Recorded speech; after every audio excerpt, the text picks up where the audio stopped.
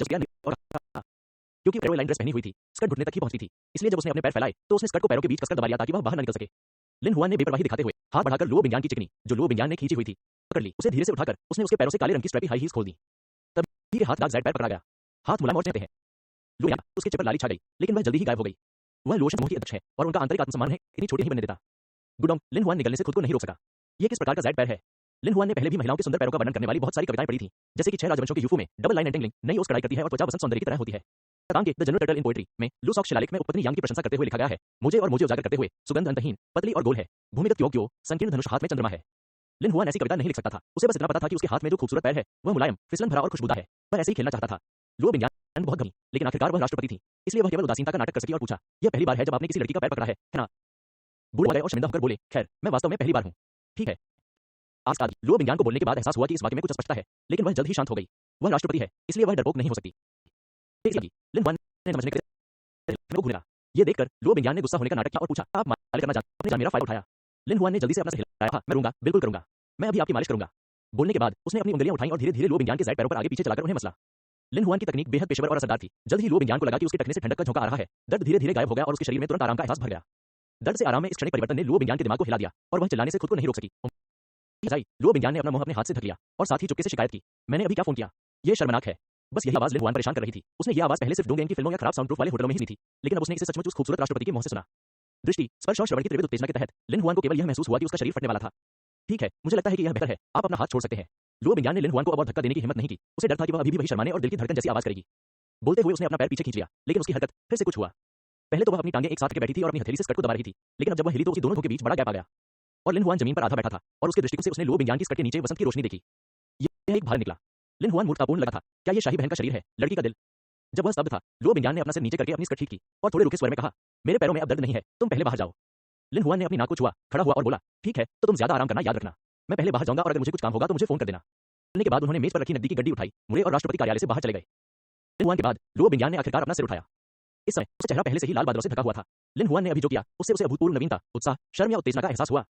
यह स्पष्ट नहीं है। संक्षेप में लिन हुआन के बारे में उसकी धारणा थोड़ी गहरी हुई है। लिन हुआन पैसे लेकर सहायक के कार्यालय में लौट आया, लेकिन जो मानरू को नहीं पता था कि कहां जाना है। अपने सामने पड़े नोटों के ढेर को देखकर लिन हुआन, जिसे उत्साहित होना चाहिए था, उसके लिए सिरदर्द बन गया। इतना सारा पैसा होने के कारण उत्साह भी है, लेकिन मतलब स्पष्ट नहीं है। ये सोचते हुए लिन हुआन ने पैसे सिस्टम बैकपैक में डाल दिए और पास के बैंक में चला गया। अरे पिताजी, क्या आप काम पर हैं? बैंक से बाहर आने के बाद लिन ने अपने पिता लिन चांगशेंग को फोन किया। अच्छा, मैं काम पर हूँ बेटा, पर आवाज आई और लिन चांगशेंग की उत्तेजित आवाज आई, तुम घर कब जाओगे? तुम्हारी माँ और मुझे तुम्हारी बहुत याद आती है। लिन, यह तो उसमें वह एक साल से सर नहीं है, अपने पिता की बहुत याद है, लेकिन अब वह सचमुच बाहर नहीं निकल सकता। लिन हुआन की आंख मुस्कुराया और बोला, मैंने अभी यहाँ काम शुरू किया है। जब से और माँ से मिलूंगा। जियांगना नाले उन्हें फोन किया और संक्षेप में कार्य स्थिति के बारे में बताया। लिन चांगशेंग ने ज्यादा नहीं सोचा, हाँ सही है, काम महत्वपूर्ण है। लिन हुआन मुस्कुराया और बोला, पिताजी, मैंने अभी आपको 100,000 युआन ट्रांसफर किए हैं, कृपया इसे ध्यान से देखें। हम, क्या तुमने मुझे पैसे ट्रांसफर किए? लिन चांगशेंग पहले तो हैरान हुआ, फिर घबराकर पूछा, क्या तुमने इस साल अपने परिवार को पहले ही 1 लाख ट्रांसफर कर दिए हैं? तुम फिर से 1 लाख क्यों ट्रांसफर कर रहे हो? क्या तुमने कुछ गैरकानूनी किया है? दुनिया में दयनीय माता-पिता, वे अपने बच्चों को अधिक होनहार बनने के लिए मजबूर नहीं करेंगे, वे केवल यही आशा करते हैं कि उनके बच्चे शांतिपूर्ण जीवन जी सकेंगे। लिन हुआन ने जल्दी से समझाया, नहीं, यह कंपनी की तरफ से एक बोनस है। आपका बेटा अभी होनहार है और वह निश्चित रूप से भविष्य में आपको अपनी माँ और छोटी बहन के साथ एक अच्छा जीवन जीने देगा। सच में, तुमने मुझसे झूठ नहीं बोला? अभी भी संशय में था। लिन हुआन ने निर्णायक रूप से कहा, सच में पिताजी, मैं आपसे झूठ बोलने की हिम्मत कहां कर सकता हूं?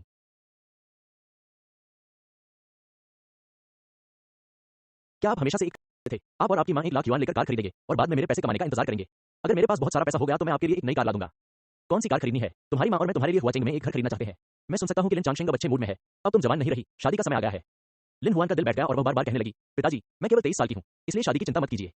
लिन चांगशेंग मुस्कुराए और डांटते हुए बोले, चिंतित होने की हिम्मत मत करो, तुम्हारी माँ ने कहा है, अगर तुम नए साल के दौरान किसी प्रेमिका को वापस नहीं लाए तो तुम्हें घर में घुसने नहीं दिया जाएगा। लिन हुआन को बहुत पसीना आता है, यह जबरन शादी की लय है।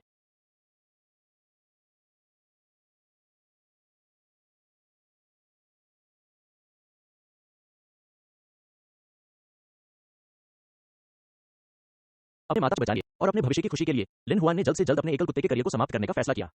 बस मुझे किसे फोन करना चाहिए? लिन हुआन ने कुछ देर उसकी डीक हुआ। जिन लोगों को वह था, उनमें से झाओ ही थी जिसके लिए वह सबसे ज्यादा भावुक था और जिसका पीछा की सबसे ज्यादा संभावना थी। बस इन दिनों उसका उससे ज्यादा संपर्क नहीं था, समझ नहीं आ रहा। झाओ क्विंगिया के अलावा जो मानरू, लुओ बिंगयान, यू शीशी और जियो जियो सभी अच्छे हैं, लेकिन क्या वह बहुत ज्यादा सोचता है? छोड़ दो, नाव पुल के अंत में सीधी खड़ी होगी, मुझे विश्वास नहीं है कि मैं हमेशा के लिए अकेली रहूंगी। लिन हुआन फिर से कार में सवार होकर लुओशेंग गार्डन के तीसरे चरण में चला गया। अगले कुछ समय में लिन हुआन लगभग निर्माण स्थल पर ही रुक गया। और हाँ, हुआंग लैंग और अन्य लोग इस दौरान फिर से आए, लेकिन जब उन्होंने देखा कि लिन हुआन यहाँ है तो वे तुरंत मुड़कर भाग गए। पिछली बार लिन हुआन ने उन पर जो प्रभाव छोड़ा था वह वास्तव में बहुत गहरा था। इस रिश्ते के कारण चाहे निर्माण स्थल पर काम करने वाले कर्मचारी हों या लुओशेन रियल एस्टेट के कर्मचारी लिन हुआन के प्रति सम्मान रखते हों, उन्हें चाचा के रूप में उपयोग करना आवश्यक है। इसलिए हालांकि निर्माण स्थल पर वातावरण थोड़ा कठिन था, लिन हुआन का जीवन बहुत आरामदायक था। चुनमन जियांगन नाइट क्लब। किन चोंग काला तांग सूट पहने, हाथ में क्यूबा का सिगार लिए शाही निजी कमरे में बड़े सोफे पर बैठा था। उसके बगल में किन यिझेंग ठंडे चेहरे के साथ शराब का गिलास पकड़े हुए था। उनके पिता और पुत्र के अलावा विशाल निजी कमरे में कोई और नहीं है। चुनमन जियांगन नाइट क्लब किन चोंग की संपत्ति है और वह एक शानदार निजी कमरे पर एकाधिकार करना चाहता है। यह एक साधारण मामला है। सुनिए, किन ये ने कहा, पिताजी, लिन हुआन नाम का वह व्यक्ति बहुत ही बुरा है। यह हमेशा हमारे लिए बुरा होता है। उस दिन हुआंग लैंग के वृत्तांत को सुनने के बाद किन ये एक और लिन हुआन की शक्तिशाली युद्ध शक्ति से हैरान था और दूसरी ओर उसे लगा कि लिन हुआन एक बड़ा छिपा हुआ खतरा था और उसे समाप्त किया जाना चाहिए। किन चोंग ने हल्के से मुस्कुराते हुए बिना किसी झुंझलाहट के कहा, पहले उसे कुछ दिनों तक इधर-उधर उछलने कूदने दो और जब यह मामला खत्म हो जाए तो उसे साफ कर देंगे। लेकिन मैं ये सांस नहीं ले सकता। लिन हुआन द्वारा लात मारे जाने के बारे में सोचकर किन ये उसे जिंदा निकलने के लिए इंतजार नहीं कर सकती थी। हर बड़े आयोजन में शांति जरूरी है। किन चोंग ने अपने सिगार का एक घूंट लिया और धीरे से कहा, तुम्हें एक बार में एक ही निवाला खाना होगा और तुम्हें सब कुछ एक-एक करके करना होगा। जब लोशन समूह का काम खत्म हो जाता है तो लिन हुआन सांस भी नहीं ले रहा होता है। किन ये की आंखें चमक उठीं और वह मुस्कुराया। इस बारे में बात करते हुए लुओ परिवार वास्तव में मूर्ख है। मुझे सचमुच लगता है कि हम उनकी ईमानदारी से मदद कर रहे हैं। किन चोंग ने अपने सिगार का एक घूंट लिया और उसका स्वर मजाकिया था। लॉर्ड लुओ, पहली पीढ़ी के एक आदमी ने उम्मीद नहीं की थी कि उसके कुछ बच्चे होंगे, लेकिन वह इतना प्रभावी था। अंत में तीसरी पीढ़ी में एक मजबूत आदमी दिखाई दिया, लेकिन वह एक महिला निकली। दयनीय। उद्धरण चिन्ह। किन ये ने सहमति में कहा, इसके अलावा लुओ बिंगयान की क्षमता वास्तव में मजबूत है। अगर वह नहीं होती तो लोशन समूह ध्वस्त हो गया होता। क्षमता चाहे कितनी भी प्रबल क्यों न हो। किन चोंग ने अपना सिर हिलाया। आह भरी। रोशन जल्द ही उपनाम लुओ खो देगा। हाँ, लेकिन अगर आप इसे फंक्शन ग्रुप में बदल दें तो यह इतना आसान नहीं लगता। किन ये को यह वाक्य मजेदार लगा और वह वहीं जोर से हंस पड़ी। हंसने के बाद उसने फिर कहा, पिताजी, संचुआन फाउंडेशन की तारो आसो ने हमें स्तनों वाली 2 अभिनेत्रियां भेजी हैं। क्या आप इसे आजमाना चाहेंगे? अगर आप नहीं चाहते तो मैं उन सभी का आनंद ले सकता हूं। किन चोंग मुस्कुराया और डांटा, तुम्हें भी शादी पर चर्चा करने और तुमसे शादी करने के लिए एक गंभीर लड़की ढूंढनी चाहिए। यह देखा जा सकता है कि वह अपने बेटे के बेतुके व्यवहार को लेकर असहाय है। किन ही ने कड़वाहट से मुस्कुराते हुए कहा, मुझे लगता है कि लुओ बिंगयान बहुत अच्छी है, मेरी भावी पत्नी बनने के लिए बहुत उपयुक्त है, लेकिन फेंग शाओ ने पहले ही उसे अपने लिए वर्जित मान लिया है। मैं उसे छूने की हिम्मत नहीं कर सकता। तुम किन चोंग ने विशेषज्ञता से सिर हिलाया, उसे समझ नहीं आ रहा था कि क्या कहे। यह देखकर किन ये मुस्कुराई, तो मैं पहले 2 अभिनेत्रियों को ढूंढूंगी। पिताजी, आप खुद यहाँ रह सकते हैं। बोलने के बाद किन ये उठी और इस निजी कमरे से बाहर चली गई। लोशन समूह, राष्ट्रपति कार्यालय। लुओ बिंगयान के सामने कई अखबार थे, Jiangnan daily, Jiangnan metropolis daily और चाइना इकोनॉमिक न्यूज। तीनों अखबारों ने पिछले कुछ दिनों में लोशन ग्रुप की नकारात्मक खबरों को बड़े विस्तार से कवर किया। शीर्षक भी काफी आकर्षक है। आश्चर्य, लोशन समूह दलदल में फंस गया है। लोशन समूह का संकट। रोशन ग्रुप एक विशालकाय समूह जो गिरने वाला है। इन रिपोर्टों को देखकर लुओ बिंगयान शारीरिक और मानसिक रूप से थक गया था। पिछली नकारात्मक खबरों के कारण लोशन केमिकल, लोशन फार्मास्यूटिकल और लोशन एल्यूमिनियम को संबंधित विभागों द्वारा सुधार के लिए उत्पादन बंद करने का आदेश दिया गया था। हाल ही में लगातार मीडिया रिपोर्टों के साथ समूह के कर्मचारी घबरा गए थे। एकमात्र अच्छी खबर यह है कि इसका मुख्य व्यवसाय लोशन रियल एस्टेट प्रभावित नहीं हुआ है। यह सोचकर लुओ बिंगयान को लिन हुआन के प्रति थोड़ी कृतज्ञता महसूस हुई। अगर वह रोज निर्माण स्थल पर न बैठा होता तो किन चोंग के अधीन गैंगस्टर जरूर उपद्रव मचाने निकल पड़ते। इन दिन की जांच लुओ बिंगयान ने पुष्टि की है कि ये शों के कारण हुई है, लेकिन अभी तक उसने इससे निपटने के लिए कोई प्रभावी तरीका नहीं सोचा है। इस समय जो मानरो ने दरवाजा खटखटाया और अंदर चला गया। श्री लुओ, श्री फोंग आपसे मिलना चाहते हैं। लुओ बिंगयान ने अपनी भौहें उठाई। कौन सा मिस्टर फैंग? क्या यह फैंग हैंशिंग या फैंग जुंदाओ है? यह फैंग जुंदाओ है। जो मानरो ने हिचकिचाते हुए पूछा। वह पहली मंजिल पर लॉबी में पहुंच गया है। क्या आप उससे मिलना चाहेंगे? वो मानव ही फोंग दाओ द्वारा राष्ट्रपति लुओ को अस्वीकार करने के बारे में सुना था, इसलिए उसने इसके बारे में पूछा। निश्चित रूप से जब लुओ बिंगयान ने फोंग जुंदाओ का नाम सुना तो उसकी भौहें तन गईं। उसने बहुत देर तक सोचा और अंततः सिर हिलाकर कहा, ठीक है, उसे अंदर आने दो। थोड़ी देर बाद सफेद स्लिम फिटिंग सूट और सुनहरा चश्मा पहने एक युवक ने दरवाजा खोला और अंदर चला आया। यह आदमी 1 मीटर 83 लंबा, सुंदर और एक खूबसूरत युवक जैसा दिखता है। यह व्यक्ति फैंग जुंदाओ है। फैंग जुंदाओ अंदर आने के बाद वो बहुत परिचित तरीके से लुओ बिंगयान के सामने कुर्सी पर बैठ गए। फिर आत्मविश्वास से भरी मुस्कान के साथ कहा, बिंगयान, क्या हमने 1 महीने से अधिक समय से एक दूसरे को नहीं देखा है? क्या आप मुझसे मिलने आए हैं? लुओ बिंगयान ने इस सवाल को नजरअंदाज कर दिया और सीधे पूछा। फैंग जुंदाओ ने कड़वाहट से मुस्कुराते हुए कहा, आप मेरे प्रति इतने उदासीन कब नहीं हो सकते? लुओ बिंगयान ने अविचल भाव से कहा, मैं बहुत व्यस्त हूं। अगर आपके पास करने को कुछ नहीं है तो पहले बाहर जाइए। अरे, फैंग जुन ने आह भरी और पीड़ा भरे भाव से कहा, बिंगयान, मैं तुम्हें सचमुच पसंद करता हूं, तुम मुझ पर विश्वास क्यों नहीं करते? लुओ बिंगयान ने ठंडे स्वर में कहा, मैं यह नहीं सुनना चाहता, कृपया बाहर चले जाइए। फैंग जुंदाओ के चेहरे पर एक भयंकर भाव उभर आया और फिर वह कड़वाहट से मुस्कुराया, ठीक है, चूंकि आपको सुनना पसंद नहीं है, इसलिए मैं यह नहीं कहूंगा। मैं आज आपके पास समूह के लिए आया हूं। फोंग जुंदाओ ने अपना स्वर ठीक किया और गहरी सोच में कहा, लुओ जुन और लुओ वो मेरे पिता को ढूंढने जा रहे हैं। जैसे ही उसने ये कहा, लुओ बिंगयान की पुतलियां सिकुड़ गईं। बस फैंग जुंदाओ की बात सुनिए जो लगातार आज्ञा का पालन कर रहे हैं। वे मेरे पिता को हटाना चाहते हैं और आपको लोशन समूह के अध्यक्ष पद से हटाने के लिए हाथ मिलाना चाहते हैं।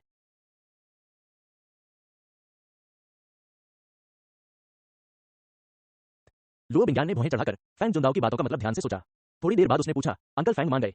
फोंग जुंदाओ ने फिर से कड़वाहट से मुस्कुराते हुए कहा, हालांकि मेरे पिताजी ने कहा कि उन्हें इसके बारे में सोचने की जरूरत है, मुझे लगता है कि वह 10 में से एक बार इस पर सहमत होंगे। क्यों? लुओ बिंगयान की भौहें तन गईं। तुम्हें पता ही होगा कि लोशन ग्रुप के चेयरमैन के तौर पर फैंग हानशिंग ने हमेशा उसका साथ दिया है। फैंग जुंदाओ ने कंधे उचकाते हुए कहा, क्योंकि आपको इसके बारे में बहुत स्पष्ट होना चाहिए। क्या लोशन समूह में कोई संकट है? लुओ बिंगयान ने ठंडे स्वर में मुस्कुराते हुए कहा, ये सब भूत हैं जिनके पीछे किन चोंग का हाथ है और मैं इसका समाधान ढूंढ लूंगा। आज का दिन पहले से अलग है। फोंग जुंदाओ ने आह भरते हुए कहा, मेरे पिता को लगता है कि तुम समस्याओं से निपटने में पर्याप्त निर्णायक नहीं हो। उदाहरण के लिए, लुओ बिंगयान ने फिर भौहें चढ़ाईं। आपने एक नए भर्ती हुए सहायक के लिए किन ये को अपमानित करने में संकोच नहीं किया, जो मेरे पिता की समझ से परे है, फोंग जुंदाओ ने गहरी आवाज में कहा। लुओ बिंगयान ने खुद पर हंसते हुए कहा, ओह, वास्तव में इस दुनिया में कोई अभेद्य दीवार नहीं है। फैंग जुंदाओ भी मुस्कुराए। यदि आपने उस समय कोई अन्य विकल्प चुना होता तो शायद लोशन समूह में आज का संकट नहीं होता और आप लोशन समूह के अध्यक्ष के रूप में बैठना जारी रख सकते हैं। मुझे ऐसा नहीं लगता, लुओ बिंगयान ने सिर हिलाते हुए कहा। अगर मेरे कर्मचारी बचाव की हिम्मत नहीं करते तो बोर्ड का अध्यक्ष होने का क्या मतलब है, और मुझे नहीं लगता कि किन चोंग भी ऐसा ही करेंगे। लुओशन समूह युद्ध की स्थिति में है। ठीक है, फॉन्ग जुनदाओ ने अपने हाथ फैलाए और कहा, मुझे आपका अपनी राय पर अड़े रहने का तरीका पसंद है। लुओ बिंगयान ने अपनी भौहें उठाई और चुप हो गई। दरअसल फॉन्ग जुनदाओ ने संकोच से कहा, अगर तुम मेरे साथ हो तो मेरे पिता हमेशा की तरह तुम्हारा साथ देंगे, तुम्हें इतना थकने की जरूरत नहीं है। लुओ बिंगयान ने जोर से बीच में टोकते हुए कहा, यह विचार छोड़ दो, मैं तुम्हारे साथ नहीं रहूंगा। यह सुनकर फांग जुनदाओ की भौहें तन गईं। राष्ट्रपति के कार्यालय में प्रवेश करने के बाद यह पहली बार था जब उसने भौहें जताईं। उसने स्पष्टता से पूछा, क्यों? लुओ बिंगयान ने सरलता से उत्तर दिया, नहीं, यदि मुझे कोई कारण खोजना हो तो मैं केवल यही कह सकता हूं, मुझे यह पसंद नहीं है। नापसंद, ये 3 शब्द सुनते ही फॉन्ग जुनदाओ पर बिजली गिर पड़ी। काफी देर बाद उसने मुस्कुराते हुए कहा, मैं तुम्हें अपने जैसा बना दूंगा, मैं वादा करता हूं। लुओ बिंग ने भावशून्य स्वर में कहा, वैसे कृपया अंकल फैंग को मेरे लिए बता दीजिए। वास्तव में मुझे चेयरमैन की कुर्सी की कोई परवाह नहीं है। मैं बस अपने दादाजी की जीवन भर की मेहनत को बर्बाद होते नहीं देखना चाहता। अगर उन्हें कोई अधिक योग्य व्यक्ति चेयरमैन बनने के लिए मिल जाए तो मैं निश्चित रूप से उनके पक्ष में हाथ उठाऊंगा। ठीक है, मैं उसे बता दूंगा। फॉन्ग जुनदाओ खड़े हुए और मुस्कुराते हुए बोले, तो मैं पहले वापस जाऊंगा। ज्यादा चिंता मत करो, तुम्हें हमेशा मौजूदा समस्या का हल मिल जाएगा। बोलने के बाद फांग जुनदाओ बिना पीछे देखे राष्ट्रपति कार्यालय से बाहर निकल गए। अपनी कार में बैठते ही उनके चेहरे के भाव बदल गए और उनके चेहरे पर क्रोध, अनिच्छा और अधिकार बोध से मिश्रित एक जटिल भाव उभर आया। बूम! फैंग जुनदाओ स्टीयरिंग व्हील से टकराया और साथ ही क्रूरता से बोला, लुओ बिंगयान, एक दिन मैं तुम्हें अपनी जांघों के नीचे लेटने दूंगा और जी भरकर तुम्हें मुझसे चुदने दूंगा। तुम मेरा इंतजार करो। अपनी नाखुशी जाहिर करने के बाद फॉन्ग जुनदाओ लुओशन बिल्डिंग से दूर चला गया। फैंग जुनदाओ के जाते ही लुओ बिंगयान ने आंखें बंद कर ली और सोचने लगी। काफी देर बाद उसने आंखें खोली, अंदर का फोन उठाया और फोन मिलाया। मनरू, तुम लिन हुआन को वापस आने के लिए कहो, मुझे उससे कुछ बात करनी है। आधे घंटे बाद लिन हुआन गाड़ी चलाकर वहां पहुंचा। राष्ट्रपति के कार्यालय में दाखिल होते ही उसने पूछा, श्रीमान लुओ, क्या आप मुझे ढूंढ रहे हैं? लुओ बिंगयान ने सिर हिलाया, सामने वाली कुर्सी की ओर इशारा किया और कहा, बैठ जाओ। लिन हुआन के बैठ जाने के बाद लुओ बिंगयान ने लिन हुआन के सामने मेज पर कई अखबार रख दिए। ये है। लिन हुआन ने अखबार में लुओशन समूह पर रिपोर्ट पढ़ने के बाद गुस्से से कहा, क्या ये पत्रकार परेशानी पैदा नहीं कर रहे हैं? मूल रूप से हमारे पास पर्याप्त सिरदर्द था, क्या वे सभी को इस रिपोर्ट के बारे में नहीं बताएंगे? ऊपर लुओ बिंगयान ने गहरी आवाज में कहा, यह रिपोर्टर का काम है, हम उन पर कोई आरोप नहीं लगा सकते। मैं बस आपसे पूछना चाहता हूं, क्या आपके पास कोई समाधान है? इन पत्रकारों का समाधान करें। लिन हुआन के हाव भाव थोड़े बदले, फिर झिझके, अगर यही आपका अनुरोध है तो मैं कोशिश कर सकता हूं। लुओ बिंगयान के माथे पर 3 काली रेखाएं थीं। उसने उसे उन पत्रकारों के इरादे सुझाने के लिए नहीं कहा था। ठीक है, ठीक है, ठीक है, मुझे पता है तुम्हारा यह मतलब नहीं था। लिन हुआन ने हा हा किया और मुस्कुराया। मुझे लगता है कि माहौल थोड़ा भारी है, इसलिए मैं माहौल को और भी बेहतर बनाने के लिए एक चुटकुला सुनाना चाहता हूं। यह मजाक बिल्कुल भी मजेदार नहीं है। लुओ बिंगयान ने सिरदर्द से अपना माथा रगड़ा और फिर कहा, मैंने अब पुष्टि कर दी है कि किन चोंग पर्दे के पीछे है, लेकिन उस पर मुकदमा करने के लिए कोई निश्चित सबूत नहीं है।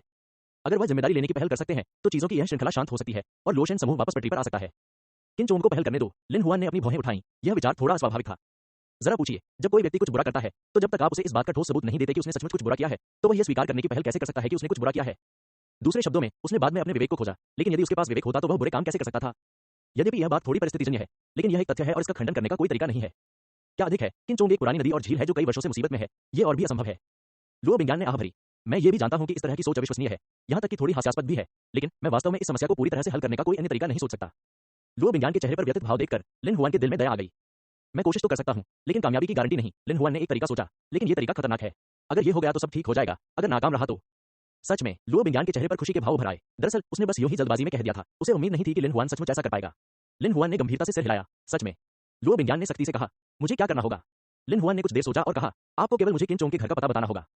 इतना आसान है? लुओ बिंगयान को समझ नहीं आया कि लिन हुआन क्या करने वाला था। क्या वो किन चोंग की हत्या करने वाला था? यह इतना आसान है। लिन हुआन ने अपनी उंगलियां चटकाई और मुस्कुराते हुए कहा, मेरी विजयी वापसी का स्वागत करने के लिए तैयार रहो। सिस्टम मॉल में दीवार प्रवेश और परिप्रेक्ष्य आंखें। अंत में यह आपके लिए खेलने का समय है। अपने दिल में किन चोंग से निपटने की योजना तैयार करने के बाद लिन हुआन को उस दिन लुओ बिंगयान के लिए मालिश का ग्लैमरस दृश्य याद आया और उसने तुरंत पूछा, आपके पैर ठीक है? लुओ बिंगयान एक पल के लिए चौंक गई, फिर वह शर्मा गई और फुसफुसाई, कोई बात नहीं, आपने मुझे मालिश करने के बाद मुझे ज्यादा दर्द नहीं होगा। उस दिन जब लिन हुआन ने उसके पैर पकड़े थे तो उस अनोखे एहसास के बारे में सोचकर लुओ बिंगयान का दिल थोड़ा कांप उठा और उसका चेहरा थोड़ा गर्म हो गया। ऐसा जवाब सुनकर लिन हुआन खुद को कुछ आत्मसंतुष्टि के साथ कहने से रोक नहीं सका। मैं बस इतना कहूंगा कि मेरी माश दुनिया में सबसे हाथ थोड़ी सड़ा जाए तो दवा ठीक हो जाएगी। लुओ बिंगयान ने लिन हुआन की शेखी बघारने का खंडन नहीं किया, लेकिन जब तक रोग ठीक ना हो जाए तब तक दवा का प्रयोग करना उचित नहीं लगता। खैर, अकादमिक धमकाने वाले, विशेष रूप से महिला अकादमिक धमकाने वाले, उनका ध्यान हमेशा दूसरों के लिए अप्रत्याशित होता है। लिन हुआन ने अजीब तरह से मुस्कुराते हुए कहा, जब मैं स्कूल में था तो चीनी भाषा में अच्छा नहीं था। लुओ बिंगयान ने हल्के से कहा, ठीक है, मैं इसे देख सकूं। लिन हुआन, क्या आप अभी भी खुशी से चैट कर सकते हैं? लिन हुआन को विदा करने के बाद बिंगयान के अध्यक्ष कार्यालय ने एक अन्य अतिथि का, रूप से कहें तो एक रिश्तेदार का स्वागत किया। धारीदार पोलो शर्ट पहने हुए लुओ बिंगयान के पास गए और कहा, बिंगयान, कल शेयरधारकों की एक आपातकालीन बैठक होगी, इसलिए तैयार रहें। लुओ बिंगयान का दिल बैठ गया। उसने दूसरे व्यक्ति को घूरते हुए पूछा, तुमने मुझे पहले से सूचित क्यों नहीं किया? आपको नोटिस मिल गया है और आप सहमत हो गए हैं। उसके बाद लुओ जुन ने ब्रीफकेस से एचआर पेपर का एक टुकड़ा निकाला जिस पर लिखा था, लुओशन समूह की आपातकालीन शेयरधारक बैठक पर नोटिस, और हस्ताक्षर कॉलम लुओ बिंगयान की निजी मोहर स्पष्ट रूप से दिखाई दे रही है। यह एक गद्दार है। यह लुओ बिंगयान की पहली प्रतिक्रिया थी। लेकिन यह बलात्कारी कौन है? जो व्यक्ति उसके कार्यालय में घुसकर उसकी निजी मोहर ले सकता है, वही शायद वो व्यक्ति होगा जिस पर उसे सबसे ज्यादा भरोसा है। क्या वो झो मानरू है, झो यांग है, या? इस समय लुओ बिंगयान के दिमाग में अनगिनत विचार कौन थे, लेकिन उसने जल्दी से इन भावनाओं को दबा दिया और बहुत शांति से कहा, ठीक है, मैं समझ गई। कहने की जरूरत नहीं कि लुओ जून और अन्य की आपातकालीन शेयरधारकों की बैठक का उद्देश्य अध्यक्ष पद से जुड़ा होना चाहिए। अब लुओ बिंगयान केवल यही उम्मीद कर सकते हैं कि लिन हुआन, जब तक वह किन चोंग को खड़ा करने में कामयाब हो जाते हैं, उन्हें इसका बदला चुकाने मौका। क्या लिन हुआन सफल हो सकता है? किन चोंग, पुरुष, 45 वर्ष, जियांगन शहर के मनोरंजन उद्योग में एक क्रूर और निर्दयी व्यक्ति है। उसके हजारों छोटे भाई हैं। वह 15 साल की उम्र में जियांगनान आया था। उसने शुरुआत में एक कुली के रूप में काम किया और अपनी मेहनत से धीरे-धीरे जियांगनान शहर की भूमिगत दुनिया में प्रसिद्ध हो गया। खासकर 10 साल पहले जियांगन शहर में मुखिया सांप हानहू के साथ हुई लड़ाई के बाद किन चोंग ने हानहू के परिवार की लाश पर कदम रखा और जियांगन की भूमिगत दुनिया में शीर्ष स्थान पर आसीन हो गया। तब से किन ने जियांगलोंग नाम को पीछे छोड़ दिया, चारों ओर फैल गया। यह वह आदमी है जिससे लिन हुआन आज रात निपटेगा।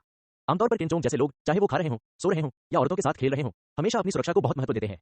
संक्षेप में, उन्हें मौत का डर है। आम लोगों के लिए उसके पास जाकर उसे चुपचाप वश में करना लगभग असंभव है। लेकिन लिन हुआन कोई साधारण व्यक्ति नहीं है। वह एक ईश्वर स्तरीय एजेंट प्रणाली वाला व्यक्ति है। उसकी क्षमता दुश्मन के अंदरूनी हिस्सों में इस तरह की घुसपैठ के लिए बहुत उपयुक्त है। सुबह के 2 बजे जियांगन के डाउनटाउन क्षेत्र में ब्लू ब्रिज विला। लुओ बिंगयान ने जो खबर दी वह ये थी कि किन चोंग के यहाँ रात भर रुकने की बहुत अधिक संभावना थी और लिन हुआन इस समय विला क्षेत्र की परिधि पर खड़ा था। वह काले कपड़े से ढका हुआ था। उसके हाथ में काले रबर के दस्ताने, काली टी शर्ट और काले फ्लैट जूते थे। यह देखने में साधारण लगता है, लेकिन अंधेरे में इसका छिपाव प्रभाव बहुत अच्छा है। जब चांद काला होता है और रात में हवा तेज होती है, जब हत्या और आग लगाई जाती है। किन चोंग, शियाओए, मैं तुम्हें ढूंढने आया हूं। अपने आप से फुसफुसाते हुए लिन हुआन ने अदृश्यता तकनीक का इस्तेमाल किया और दरवाजे पर सुरक्षा गार्ड की नाक के नीचे ब्लू ब्रिज विला क्षेत्र में घुस गया। 9 इमारतें, 9 इमारतें, 9 इमारतें कहां हैं? अंदर घुसते ही लिन हुआन ने उन 9 विलाओं को ढूंढना शुरू किया जहां किन चोंग स्थित था। यह क्षेत्र हजारों एकड़ में फैला है। अगर आप पहली बार यहां आए हैं तो खो जाना आसान है। सौभाग्य से लिन हुआन को दिशा का अच्छा ज्ञान था और जल्द ही उसने उन 9 विलाओं को ढूंढ निकाला जहां किन चोंग स्थित था। विला का दरवाजा कसकर बंद था और अंदर पूरी तरह अंधेरा था। बाहर काले कपड़े पहने कई आदमी गश्त लगा रहे थे जो किन चोंग के अंगरक्षक लग रहे थे। ओह, वह सचमुच एक ऐसा आदमी है जो मौत से डरता है। इन अंगरक्षकों को परेशान किए बिना इस विला में चलना मुश्किल लगता है, लेकिन लिन हुआन के लिए यह मुश्किल नहीं है क्योंकि उसके पास दीवार भेदने का कौशल है। लिन हुआन ने सिस्टम मॉल में प्राथमिक दीवार प्रवेश तकनीक पर ध्यान केंद्रित करने के बाद फिर से परिचय पढ़ा। प्राथमिक दीवार प्रवेश तकनीक 200 सिस्टम बिंदुओं का उपभोग करता है। उपयोग के बाद मेजबान दीवारों में प्रवेश करने की क्षमता रख सकता है। प्रवेश 1 मीटर है कि सामग्री किए केवल किया जा सकता है। इस समय बटलर ने पूछा, क्या मेजबान इसे तुरंत खरीद लेता है? लिन हुआन ने अपने दांत काटे और कहा, हाँ। डिंग, 200 अंक खर्च हो गए हैं। मुख्य दीवार भेदन क्षमता प्राप्त करने के लिए मेजबान को बधाई। यह क्षमता एक बार उपयोग के बाद गायब हो जाती है। यह संकेत देखकर लिन हुआन ने शेष सिस्टम बिंदुओं की फिर से जांच की और पाया कि केवल 2860 बिंदु थे। लेकिन अब बिंदुओं को परेशान करने का समय नहीं है। उसे चिंता इस बात की है कि क्या यह दीवार भेदन तकनीक सिस्टम परिचय जितनी ही जादुई है। अदृश्यता तकनीक और दीवार प्रवेश तकनीक के दोहरे आशीर्वाद के तहत मैंने लिन हुआन को काले कपड़े पहने पुरुषों की पलकों के नीचे धीरे-धीरे कदम बढ़ाते हुए देखा। फिर उसने एक गहरी सांस ली और धीरे-धीरे दरवाजे पर दबाव डालने के लिए अपना दाहिना हाथ उठाया। इसके बाद एक अद्भुत दृश्य घटित हुआ। लिन हुआन के हाथों को दरवाजे को छूते ही रुक जाना चाहिए था, लेकिन वास्तव में वे धीरे-धीरे दरवाजे में धंस गए। जैसे किसी साफ झरने के कुंड में पहुंचने पर लिन हुआन को शायद ही कोई प्रतिरोध महसूस हुआ। मैं इसे मिटा सकता हूं, सचमुच। उत्साहित होकर लिन हुआन ने अब संकोच नहीं किया और सीधे अपने सामने के दरवाजे को नजरअंदाज कर दिया और आगे बढ़ गया। यह कागज के एक टुकड़े को छेदने जैसा था। अगले ही पल लिन हुआन दरवाजे से गुजरा और विला के आंतरिक स्थान में प्रकट हुआ। दीवार भेदन तकनीक सचमुच अद्भुत है, लेकिन अब उत्साहित होने का समय नहीं था। लिन हुआन शांत हो गया और उस कमरे की खोज शुरू कर दी जहां किन चोंग था। आमतौर पर विला में रहने वाले लोग दूसरी मंजिल के बेडरूम में सोना पसंद करते हैं। बेशक लिन हुआन दरवाजा एक-एक करके नहीं खटखटा सकता। उसके पास एक और कारगर तरीका है, यानी अंदर से देखना। प्राथमिक परिप्रेक्ष्य नीति सिस्टम बिंदुओं के 200 अंक का उपभोग करता है। उपयोग के बाद मेजबान में परिप्रेक्ष्य क्षमता हो सकती है। उच्चतम पारगम्यता 1 मीटर है। किसी भी सामग्री की परवाह किए बिना। अवधि 1 मिनट है। बटलर ने पूछा, क्या मेजबान इसे तुरंत खरीद लेता है? लिन हुआन ने कहा, हाँ। डिंग, इसमें 200 अंक लगते हैं। प्राथमिक फ्लोरोस्कोपी क्षमता प्राप्त करने के लिए मेजबान को बधाई। यह क्षमता 1 मिनट तक रहती है और शेष समय 59 सेकंड 58 सेकंड है।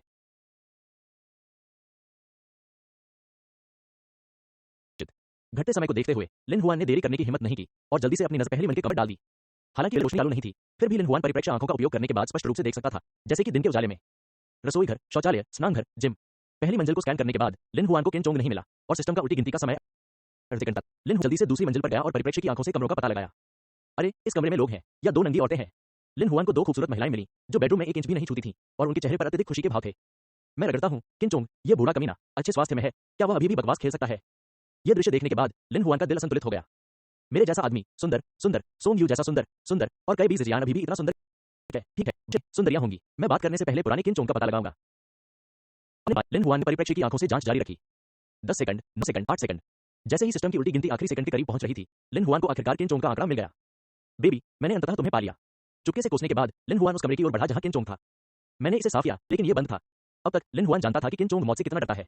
विला के बाहर अंगरक्षकों की गश्त के बीच 2 नंगी हसीनाओं के साथ सोने के बजाय लिन हुआन अकेले एक कमरे में और दरवाजा बंद करके सोना चाहता था।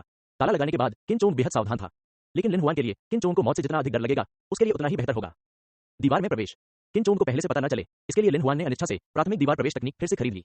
यह देखकर कि केवल 2460 सिस्टम पॉइंट बचे थे, लिन हुआन का दिल टूट गया। तुम्हारी बहन छोटे मालिक ने कुछ सिस्टम पॉइंट्स जमा कर लिए हैं। इसकी कीमत तुम्हें 600 पॉइंट्स चुकानी पड़ी है। किन चोंग के प्रति नाराजगी के साथ लिन हुआन ने बेडरूम के दरवाजे से अपना पैर उठाया और किन चोंग के बिस्तर तक चला गया। यहाँ तो बंदूकें भी हैं। लिन हुआन ने गौर से देखा और बेड साइड टेबल पर एक काले रंग की में 4 पिस्तौल देखी। उसने पिस्तौल उठाई और ध्यान से जांच की तो पाया कि बंदूक भरी हुई थी। यही तो किसी भी समय गोली चलाने के लिए तैयार रहने की लय है। सौभाग्य से मैंने अभी जबरदस्ती नहीं की। खुद से बात करने के बाद लिन हुआन ने अपने बाएं हाथ में बंदूक ली, अपने दाहिने हाथ में तैयार खंजर निकाला और उसी समय अदृश्यता तकनीक जारी की। अरे सो मत, दुश्मन दरवाजा ढूंढ रहा है। बोलते हुए लिन हुआन ने किन चोंग के चेहरे पर खंजर से वार किया। कौन? रेशमी पजामा पहने हुए किन चोंग अचानक जाग गए और जब उन्होंने काले कपड़े पहने हुए नकाबपोश व्यक्ति को बिस्तर के बगल में खड़ा देखा तो उन्होंने तुरंत बंदूक को छूने के लिए अपना हाथ बढ़ाया, लेकिन उन्हें कुछ भी महसूस नहीं हुआ। इसे ढूंढने की कोई जरूरत नहीं है, बंदूक मेरे हाथ में है। लिन हुआन ने हल्के से उपहासपूर्ण ढंग से मुस्कुराते हुए बंदूक किन चोंग की ओर तान दी। आप कौन हैं? किन चोंग बेहद हैरान था। कौन है वो दूसरा पक्ष जो चुपचाप उसके पास आ सकता है? बाहर अंगरक्षक कहाँ है? क्या उसकी मां मर गई है? इसके अलावा सोते समय उसने दरवाजा बंद कर रखा था और उसकी नींद बहुत उथली थी और जब भी कोई हलचल होती वह जाग जाता। अगर दूसरा पक्ष अंदर घुसता तो वह उसकी आवाज जरूर सुन लेता, लेकिन जब तक विरोधी ने खंजर से उसे जगाया किन चोंग को कोई आवाज सुनाई नहीं दी। इससे क्या पता चलता है? क्या दूसरे पक्ष के पास अपने दरवाजे की चाबी है? लिन हुआन मुस्कुराया और कहा, आपको यह पूछने की जरूरत नहीं है कि मैं कौन हूं, मैं आपको नहीं बता सकता। किन चोंग हिलने की हिम्मत नहीं कर सका, इसलिए वह केवल एक व्यंग्यात्मक मुस्कान के साथ कह सका, भाई हमें कुछ कहना है, बस वही कहो जो तुम कहना चाहते हो। जब तक किन चोंग ऐसा कर सकता है मैं निश्चित रूप से तुम्हें संतुष्ट करूंगा। लिन हुआ ने मुस्कुराया और कहा, मैंने कहा था कि मैं तुम्हारा जीवन चाहता हूं, क्या तुम तैयार हो? किन चोंग के हाव भाव बदल गए। भाई मुझे पता है कि तुम मुझे मारना नहीं चाहते, वरना तुम मुझसे इतनी बात जरूर नहीं करते। तुम मेरे पास आए हो, तुम्हें मुझसे कुछ चाहिए ही होगा, है ना? लिन हुआन ने चुपके से बूढ़े लोमड़ी को डांटा। वह जानता था कि वह अभी भी थोड़ा नाजुक है और दुष्ट होने का नाटक नहीं कर सकता। बहुत अच्छा, आप बहुत होशियार हैं। लिन हुआन ने मुस्कुराहट छिपाते हुए ठंडे स्वर में कहा, मेरा अनुरोध बहुत सरल है। आपने कुछ दिन पहले लोशन समूह के लिए बहुत परेशानी खड़ी की थी, जिससे मेरे बॉस बहुत नाराज हो गए थे। यदि बॉस परेशान है तो अधीनस्थ के रूप में मैं दुखी हो जाऊंगा, और यदि मैं परेशान हूं तो स्वाभाविक रूप से मुझे आपको भी दुखी करना होगा। अब मैं तुम्हें दो विकल्प देता हूं, या तो तुम आत्मसमर्पण कर दो और लोशन समूह के खिलाफ जो कुछ भी तुमने किया था उसे वापस कर दो, या मैं तुम्हें चाकू मारकर मार डालूंगा और तुम राजा यान से मिलने जाओगे। अब बताओ तुम्हारा विकल्प क्या है? यह सुनकर किन चोंग आश्चर्यचकित हो गया, फिर उसने चेहरे पर संदेह के साथ कहा, आप किस बारे में बात कर रहे हैं, मुझे समझ नहीं आ रहा है। बहुत बढ़िया। लिन हुआन जानता था कि भाषाई धमकियों से यह बूढ़ा लोमड़ी किन चोंग अपना सिर नहीं झुका पाएगा। अगर ऐसा है तो उसे कुछ रंग दिखाने दो। हम लिन हुआन ने चाकू उठाया और उसे गिरा दिया, जो सीधे किन चोंग की बांह पर वार कर गया और फिर लाल खून निकल आया। ऐसा करने के बाद लिन हुआन ने कहा, मैं कोई पेशेवर हत्यारा नहीं हूं, मुझे नहीं पता कि इस डर से खून खराबे में किसी व्यक्ति को मरने में कितना समय लगेगा। क्या आप जानते हैं? इस समय किन चोंग शर्मिंदा और गुस्से में था। उसे ऐसी धमकी कब मिली थी? बस लिन हुआन की धमकी के आगे उसने कोई असंतोष दिखाने की हिम्मत नहीं की, वरना अगला बार उसकी बांह पर वार करने जितना आसान नहीं होता। किन चोंग ने गहरी सांस ली और दर्द सहते हुए कहा, भाई चाहे तुम्हारा बॉस तुम्हें कितना भी दे, मैं उसकी कीमत दोगुनी करने को तैयार हूं। मैं बस तुमसे कहता हूं कि मुझे जाने दो, ठीक है? ओह, लिन हुआन का मुंह उल्टा हो गया और वह मुस्कुराया। यह प्रस्ताव अच्छा लगता है। किन चोंग बहुत खुश था, यह सोचकर कि दूसरे पक्ष का दिल हिल रहा था, लेकिन लिन हुआन ने एक और कट लगा दिया और किन चोंग के हाथ पर एक और घाव हो गया। मुझे माफ करना, तुम बहुत बदसूरत लग रहे हो। लिन हुआन ने खंजर लिया और किन चोंग के सामने गोले बनाता रहा और रंगते हुए बोला, मुझे कोई अच्छी चीज दो, क्या तुम आत्मसमर्पण करने वाले हो? किन चोंग लगभग रो पड़ा। क्या नीमा पागल है? क्या इस घटना से मेरा रिश्ता बदसूरत है या सुंदर? ठीक है, मैं आत्मसमर्पण कर दूंगा। किन चोंग ने गहरी सांस ली और जोर से सिर हिलाया। लिन हुआन ने कुछ देर तक किन चोंग को देखा, फिर अपना हाथ उठाया और अपनी बांह पर फिर से वार किया। मुझे लगता है कि तुम मुझसे झूठ बोल रहे हो, क्या तुम ईमानदारी से कह सकते हो? किन चोंग, तुम्हें कहाँ लगता है कि मैं ईमानदार नहीं हूँ? क्या तुम ऐसे ही खेल रहे हो? किन चोंग को लगा कि वह बहुत दयनीय है। रात को उसे अच्छी नींद आती थी, लेकिन उसे एक मानसिक बीमारी हो गई थी। अगर कोई उससे सहमत नहीं होता तो वह चाकू चला देता। अगर दूसरा पक्ष उस पर बंदूक तानता रहता तो किन चोंग दौड़कर उससे लड़ना चाहता। अंत में लिन हुआन की अशिष्टता के तहत किन चोंग ने स्पष्ट रूप से कहा, भाई मैं अपने दिल की गहराई से आत्मसमर्पण करना चाहता हूँ, कृपया मुझ पर विश्वास करें। लिन हुआन ने किन चोंग की जांच की और पूछा, ईमानदार, दिल से? किन चोंग ने बार बार सिर हिलाया और आंसू बहाते हुए कहा, सच, सच से भी ज्यादा सच है। मौन, एक लंबा मौन। जब किन चोंग ने सोचा कि दूसरा पक्ष उसे फिर से खंजर से मार देगा तो लिन हुआन ने आखिरकार कहा, ठीक है, इस बार मुझे तुम पर विश्वास है। हो, किन चोंग ने चुपके से अपने माथे पर ठंडा पसीना पोंछा और साथ ही अपने दिल में उपहास किया, मूर्ख टिल्डर जबरदस्ती, मैं वास्तव में कैसे आत्मसमर्पण कर सकता हूँ? अहम। लिन हुआन ने किन चोंग की ओर देखा और कहा, अब अपने भाइयों को बुलाओ जो इस मामले में शामिल थे और उन्हें पुलिस स्टेशन में आत्मसमर्पण करने के लिए कहो। हो, किन चोंग ने आश्चर्य से अपना मुंह खोला, यह सोचते हुए कि क्या उसने गलत सुना है। वैसे अपने छोटे भाई को वीडियो शुरू करने दो, मैं लाइव प्रसारण देखना चाहता हूँ। लिन हुआन ने बंदूक से किन चोंग का माथा पकड़ लिया और धीरे से कहा, हमें उन्हें तुम्हारा एक बारिया बयान देने देना चाहिए। बेशक लिन हुआन मूर्ख नहीं था, उसने किन चोंग के पीछे हटने के सारे रास्ते बंद करने के लिए ऐसा किया था। जब तक किन चोंग का छोटा भाई आत्मसमर्पण करके उसे स्वीकार नहीं कर लेता, तब तक किन चोंग के लिए इस मामले से बाहर निकलना मुश्किल होगा। इस समय किन चोंग वास्तव में बिना आंसू के रोना चाहता था। यह पता चला कि दूसरे पक्ष ने पहले से ही सभी संभावनाओं के बारे में सोचा था, लेकिन उसने सोचा कि दूसरा पक्ष मूर्ख था, इसलिए वह वास्तव में मूर्ख था। थोड़ी देर बाद किन चोंग ने अपने दांत पीसते हुए कहा, तुम क्रूर हो। फिर उसने अपना सेल फोन निकाला, लोशन समूह के खिलाफ घटना में शामिल छोटे भाइयों को एक एक करके बुलाया और लिन हुआन के अनुरोध को दोहराया। किन चोंग के छोटे भाई वाकई वफादार हैं, हालांकि उन्हें नहीं पता कि बॉस ने उन्हें ऐसा करने के लिए क्यों कहा। फिर भी वे जल्द से जल्द पुलिस स्टेशन पहुंच गए और आत्मसमर्पण कर मोबाइल वीडियो शुरू कर दिया। वीडियो में उन छोटे भाइयों को पुलिस स्टेशन में आत्मसमर्पण करते देख किन चोंग अपने मुंह के कोनों को मरोड़ता रहा और साथ ही उसने मन ही मन कोसा, तुम मां, क्या तुम्हारे पास बाहर जाने के लिए दिमाग नहीं था? मैं लाओ अजू को इतनी अच्छी तरह से देकर उसे कैसे शुद्ध कर सकता हूं? लाओ अजू तुम्हें भी खाने के लिए कहता है, भाड़ में जाओ। अस्क, ये जियांगलोंग होने के योग्य है, गुरु के कौशल में निपुणता प्राप्त करना। लिन हुआन ने बार बार आह भरी, मुझे यह देखकर राहत मिली है कि उन्होंने आप सभी को स्वीकार कर लिया है। किन चोंग अब शर्मिंदा था और उसने स्वीकार किया कि उसने दूसरे पक्ष को कम करके आंका था और दूसरे पक्ष की चाल बहुत ही क्रूर और जहरीली थी और इसने सीधे तौर पर उसके सभी पीछे हटने को रोक दिया। आखिर में मैं तुम्हें एक और बात याद दिला दूंगी, मैं एक बार चुपचाप तुम्हारे पास आ सकती हूँ और फिर दोबारा भी आ सकती हूँ। लिन हुआन ने मुस्कुराई और बोली, कल आत्मसमर्पण करना याद रखना, वरना हम। दो ठंडी घूंटों से किन चोंग इतना डर गया कि मानो किन चोंग आत्मा हो गया हो। किन चोंग ने मृत चेहरे के साथ कहा, हाँ, मैं कल आत्मसमर्पण कर दूंगा। आपकी बंदूक अच्छी है, मैं इसे एक स्मारिका के रूप में छोड़ दूंगा। लिन हुआन ने अपने हाथ में बंदूक उठाई, फिर मुड़ा और यहां से जाने के लिए दरवाजा धक्का दिया। पुकारना। किन चोंग ने गहरी सांस ली, जल्दी से बिस्तर से उठा, दरवाजा बंद किया और उसे किसी चीज से बंद कर दिया। फिर उसने फोन उठाया, बाहर खड़े बॉडीगार्ड का फोन मिलाया और चिल्लाया, अरे कमीने, अभी अभी लाओ अजू के बेडरूम में कोई घुस आया है। बाहर खड़ा अंगरक्षक भावशून्य भाव से बोला, बूढ़े बॉस, हमने किसी को अंदर जाते नहीं देखा। क्या इसलिए कि मुझे मतिभ्रम हो रहा है? किन चोंग चिल्लाया, देखो उसे मेरे लिए ढूंढो, वह अभी अभी मेरे बेडरूम से निकला है, तुम सब एक ही दिशा में चलो। याद रखना उसके हाथ में बंदूक है, मैं तुम्हें किसी भी समय गोली चलाने की इजाजत देता हूँ। हाँ बॉस। बाहर खड़े अंगरक्षक ने फोन रख दिया और जल्दी से अन्य भाइयों को बताया और फिर उन्होंने दक्षिण पूर्व, उत्तर पश्चिम और सबसे तेज गति से 9 इलाके 4 स्थानों की रखवाली की। उन्हें जो बात हैरान या हैरान कर गई वह ये थी कि काले कपड़े वाला आदमी पूरी तरह से गायब हो गया था और उन्होंने उसे सुबह होने तक नहीं देखा। क्या वह व्यक्ति अभी भी विला में छिपा हुआ है और बाहर नहीं आ रहा है? इस संभावना के बारे में सोचते हुए किन चोंग ने लोगों से विला में प्रवेश करने और चारों ओर खोज करने को कहा, लेकिन फिर भी उन्हें कुछ नहीं मिला। धत तेरी की! अब तक किन चोंग को अंततः समझ आ गया था कि उसका सामना किस प्रकार के राक्षस से हुआ था। वह यह भी समझना चाहता था कि इस बार अपराध गंभीर नहीं है। अगर वह आत्मसमर्पण कर देता है तो उसे ज्यादा से ज्यादा अपने रिश्ते के लिए परिवीक्षा की सजा सुनाई जाएगी। अगर वह नहीं जाता तो देर रात दूसरे पक्ष के बिस्तर पर पहुंचने से पहले ही वह फोन काट देगा। किन चोंग में ऐसे आकर्षक व्यक्ति से निपटने का आत्मविश्वास नहीं था। दादी, मैंने बुरे लड़के के लिए 200 अंक और खर्च कर दिए। देर रात सड़क पर चलते हुए लिन हुआन ने खुद से कहा। अभी अभी किन चोंग को अपनी डरावनी क्षमता का और गहराई से एहसास कराने के लिए लिन हुआन ने एक और प्राथमिक दीवार भेदन तकनीक खरीदी और अनजाने में 9 विला के द्वारों से गुजर गया। अदृश्यता तकनीक की मदद से कई अंगरक्षकों की नाक के नीचे से वह ब्लू ब्रिज विला क्षेत्र से बाहर निकल गया। लेकिन इस तरह किन चोंग में उनके द्वारा खर्च किए गए सिस्टम अंक आश्चर्यजनक रूप से 800 अंक तक पहुंच गए। इस समय लिन हुआन ने पहले ही अपना पहनावा बदल लिया था और उसका काला मुखौटा, काले कपड़े के जूते और अन्य सामान भी सिस्टम के बैकपैक में डाल दिए गए थे। इस समय सिस्टम ने एक स्पष्ट ध्वनि सुनी। डिंग, अल्टीमेट इन्फिल्ट्रेशन उपलब्धि हासिल करने और 1200 सिस्टम पॉइंट्स पुरस्कृत करने के लिए मेजबान को बधाई। यह अनुस्मारक सुनने के बाद लिन हुआन पहले खुश हुआ, फिर क्रोधित हुआ और फिर उसने असंतुष्ट होकर पूछा, अरे गृहस्वामी, यह उपलब्धि केवल सिस्टम अंकों से ही पुरस्कृत होती है, लेकिन अनुभव अंकों से नहीं। ऐसा क्यों है? क्या आपने इसे मेरे लिए घटाया? बटलर ने बिना किसी भावनात्मक उतार चढ़ाव के उत्तर दिया, यह उपलब्धि एक शुद्ध प्रणाली बिंदु पुरस्कार उपलब्धि है। लिन हुआन के माथे पर 3 काली रेखाएं उभर आईं। कृपया इतने लापरवाह मत बनो, ठीक है? बटलर ने फिर भी बिना किसी भावना के उत्तर दिया, कृपया होस्ट को गलत न समझें। यह सिस्टम की प्रोग्राम सेटिंग है और इसका सिस्टम बटलर से कोई लेना देना नहीं है। बहुत अच्छा, यह बहुत व्यवस्थित है।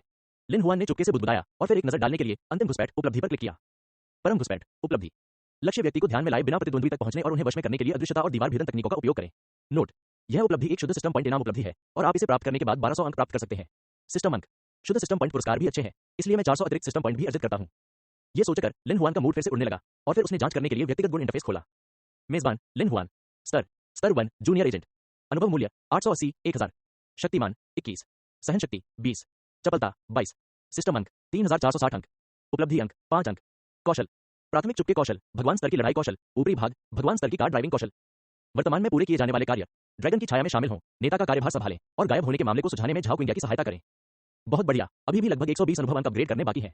880 की संख्या देखकर लिन हुआन का मन फिर उदास हो गया। अब उसे आश्चर्य हो रहा है कि क्या सिस्टम जानबूझकर उसके स्तर को रोक रहा है। इस समय प्रबंधक ने कहा, कृपया मेजबान के लिए कड़ी मेहनत करना जारी रखें, उच्च स्तर और समृद्ध सिस्टम मॉल आइटम आपकी प्रतीक्षा कर रहे हैं। लिन हुआन ने अपनी भौहें उठाईं और कहा, स्टीवर्ड, मेजबान, मैं यहाँ हूँ। लिन हुआन, तुम्हारी बहन। गृहस्वामी। सुबह 8:30 बजे लिन हुआन राष्ट्रपति के कार्यालय में आया और लो बिंग्यान को देखा जो कॉफी पी रहा था। आज के लो बिंग्यान ने नीली स्लीवलेस लोकट ड्रेस और छाती पर नीलम प्लेटिनम का हार पहना हुआ था। दबंग महिला अध्यक्ष फैन बाओ। लिन हुआन कुर्सी पर बैठे और कहा, श्री लुओ, किन चोंग से मैंने निपट लिया है। सचमुच? लो बिंग्यान ने कॉफी का कप नीचे रख दिया। उसके चेहरे पर आश्चर्य का भाव था जिसे छुपाया नहीं जा सका। सचमुच? लिन हुआन ने अपनी नाक को छुआ और मुस्कुराया। उसके छोटे भाइयों ने पहले ही पुलिस स्टेशन में आत्मसमर्पण कर दिया है और उसे कबूल कर लिया है। उसे भी आज आत्मसमर्पण कर देना चाहिए। लोशन समूह का संकट सुरक्षित रूप से पार हो सकता है।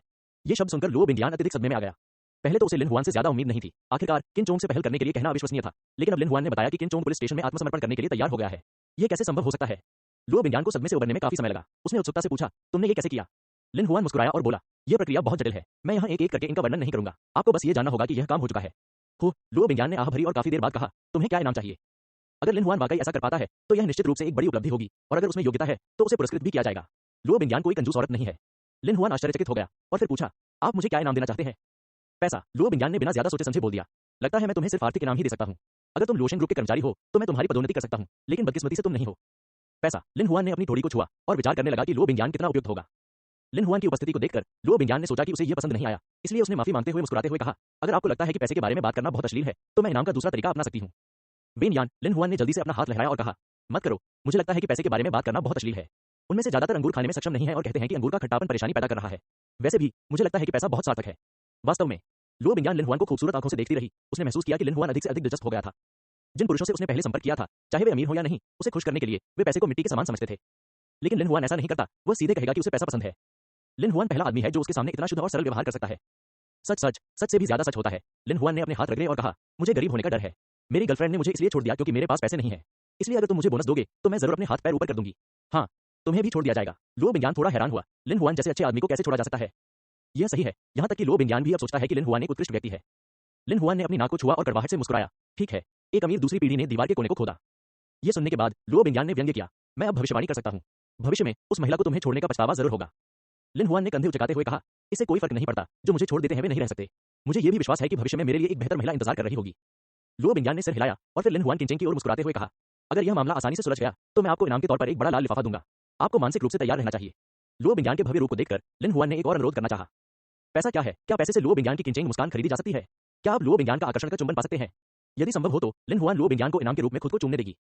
सुबह 10 बजे lotion building conference room 1। Lotion समूह की आपातकालीन शेयरधारकों की बैठक का समय समाप्त हो गया है।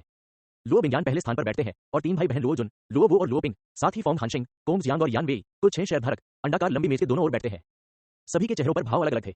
लुओ जुन, लुओ वो और लुओ पिंग के चेहरे पर उत्साह साफ झलक रहा था। फेंग हानशिंग हमेशा आंखें बंद किए हुए बूढ़े जैसे दिखते थे, जबकि कोंग जियांग और यान वेई बैठक कक्ष में प्रवेश करते ही भारी भावों वाले थे। सबसे आगे बैठी लुओ बिंगयान के चेहरे पर शांति थी। भीड़ को बाएं दाएं देखते हुए उसने कहा, लोशन समूह की 31वीं शेयरधारकों की बैठक शुरू हो रही है। क्या आप कुछ कहना चाहती हैं? लुओ जुन ने श्रोताओं पर नजर डाली। ये देखकर कि कोई बोल नहीं रहा है, उन्होंने कुछ बार खांसते हुए कहा, आपको इस बैठक के विषय देखने चाहिए थे। हमें लगता है कि इस दौरान आपने अध्यक्ष पद पर अच्छा प्रदर्शन नहीं किया है। यह अच्छा है। विशेष रूप से पिछले कुछ दिनों में लोशन फार्मास्यूटिकल, लोशन केमिकल और लोशन एल्यूमिनियम ने सुधार के लिए परिचालन बंद कर दिया है, जिससे समूह को भारी आर्थिक नुकसान हुआ है। मुझे लगता है कि आपको इन घटनाओं की श्रृंखला के लिए जिम्मेदार होना चाहिए और स्वेच्छा से अध्यक्ष और समूह अध्यक्ष के पदों से इस्तीफा दे देना चाहिए। लुओ ने यह भी कहा, हाँ, अगर आपने किन चोंग को उकसाया नहीं होता तो समूह में इस तरह की बात नहीं होती। बगल में खड़े लुओ पिंग ने अजीब तरीके से कहा, हाँ, मुझे नहीं पता कि पिताजी क्या सोचते हैं। उन्होंने वास्तव में आपको अपने सभी शेयर दे दिए और आपको चेयरमैन पद पर बिठा दिया। लुओ बिंगयान के चेहरे पर अभी भी शांति थी। उसने मुड़कर फैंग हानशिंग की ओर देखा और पूछा, अंकल फैंग, आपका क्या मतलब है?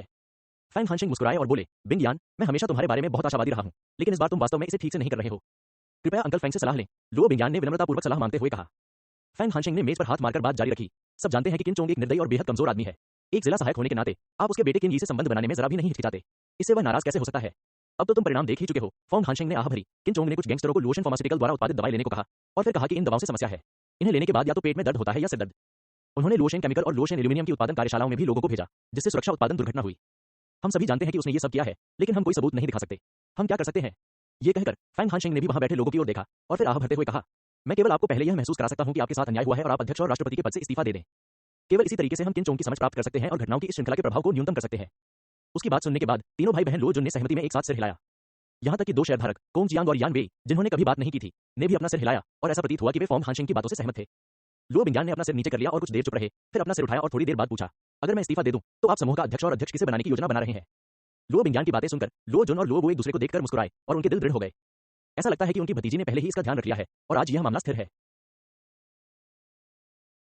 फैंग हानशिंग ने कुछ देर तक इस पर विचार किया और कहा, मैं प्रस्ताव करता हूं कि लुओ जुन समूह के अध्यक्ष और लुओ समूह के अध्यक्ष हों। कोंग जियांग ने कहा, मैं सहमत हूं। यान वेई ने कहा, मैं भी सहमत हूं। लुओ जुन और लुओ वो बहुत खुश थे और उनके चेहरे पर उत्साह लगभग बेकाबू था, लेकिन फिर भी उन्होंने अपने हाथों को लहराने का नाटक किया और कहा, ओह, हर कोई, आप दिखाई दे रहे हैं, दिखाई दे रहे हैं। इस समय लुओ बिंगयान ने अचानक कहा, लेकिन मैं सहमत नहीं हूं। हालांकि लुओ जुन और लुओ वो को उम्मीद थी कि लुओ बिंगयान असहमत होंगे, फिर भी उन्होंने गुस्से से कहा, आप असहमत क्यों हैं? लुओ पिंग असंतुष्ट होकर बोले, अध्यक्ष और अध्यक्ष का पद मेरे दोनों भाइयों को नहीं दिया गया है। आप किसके लिए बैठना चाहते हैं? लोशन समूह का नाम लुओ है, क्या आप इसे किसी बाहरी व्यक्ति को देने जा रहे हैं? लुओ पिंग को यह कहते हुए सुनकर फैंग हानशिंग ने भौहें चढ़ाई और फिर अपने दिल में एक व्यंग्यात्मक लहजे में कहा, हो, लोशन समूह का नाम जल्द ही लुओ नहीं रखा जाएगा। बस लुओ बिंगयान की धीमी सी बात सुनिए। मुझे लगता है कि दोनों चाचाओं की क्षमताओं के साथ एक बार जब वे समूह के अध्यक्ष और अध्यक्ष के पदों पर बैठेंगे तो 3 साल के भीतर लोशन समूह दिवालिया हो जाएगा। फुफकार। यान वेई और कोंग जियांग ने एक ही समय में राहत की सांस ली, ये जानते हुए कि लुओ जुन और लुओ वो उसके चाचा हैं। क्या उसे डर नहीं है कि परिवार एक दूसरे के खिलाफ हो जाएगा? सचमुच लुओ बिंगयान के शब्दों से लुओ जुन और लुओ वो की कांप उठे। उन्होंने लुओ बिंगयान की ओर उंगलियां उठाई, उनके चेहरे गुस्से से भरे हुए थे और बोले, तुम बकवास कर रहे हो, बहुत ज्यादा बदमाशी। लुओ पिंग ने भी गुस्से में कहा, लुओ बिंगयान, वे तुम्हारे चाचा हैं, तुम उनसे ऐसा कैसे कह सकते हो? लुओ बिंगयान ने शांत भाव से उनकी ओर देखा और कहा, यह वाक्य मैंने नहीं कहा, यह मेरे दादाजी ने अपनी मृत्यु से पहले मुझे बताया था। क्या? दोनों भाइयों लुओ जुन और लुओ वो ने एक दूसरे को देखा, उनके चेहरों पर गुस्सा, सदमे और संदेह में बदल गया। बूढ़े आदमी ने सचमुच ऐसा कहा? क्यों, क्या हम भाई उसकी नजरों में इतने असहनीय हैं? क्या हमारी तुलना लुओ बिंगयान जैसी औरत से नहीं की जा सकती? ये सोचकर लुओ जुन और लुओ वो को एक ही समय में आक्रोश की भावना महसूस हुई। क्या आपको लगता है कि मैं अध्यक्ष और महिला अध्यक्ष बनने को तैयार हूं? लुओ बिंगयान ने आखिरकार अपना शांत चेहरा खो दिया और उदास स्वर में कहा, अगर मेरे दादा ने अपनी मृत्यु से पहले लोशन समूह को मुझे सौंप दिया होता तो मैं निदेशक नहीं बनना चाहता। प्रमुख, महिला अध्यक्ष। मैं भी अन्य महिलाओं की तरह एक साधारण महिला बनना चाहती हूँ, शादी करना चाहती हूँ, अपना करियर शुरू करना चाहती हूँ और एक दूसरे को सिखाना चाहती हूँ। यदि दोनों चाचा वास्तव में लोशन समूह को सही रास्ते पर ले जाने में सक्षम हैं, तो मैं लोशन समूह के सभी पदों से इस्तीफा देने को तैयार हूँ और यहाँ तक कि अपने हाथों में सभी शेयर आपको मुफ्त में हस्तांतरित करने को भी तैयार हूँ। लेकिन क्या आप लोग ऐसा कर सकते हैं? मैं नहीं चाहता कि दादाजी की जीवन भर की मेहनत तुम्हारे हाथों बर्बाद हो जाए। लुओ बिंगयान का भाषण समाप्त होने के बाद सम्मेलन कक्ष में एक लंबी खामोशी छा गई। अंत में फैंग हानशिंग ने अपनी चुप्पी तोड़ी। बिंगयान, लोग हमेशा बनेंगे, आपको अपने दो चाचाओं पर भरोसा करना चाहिए।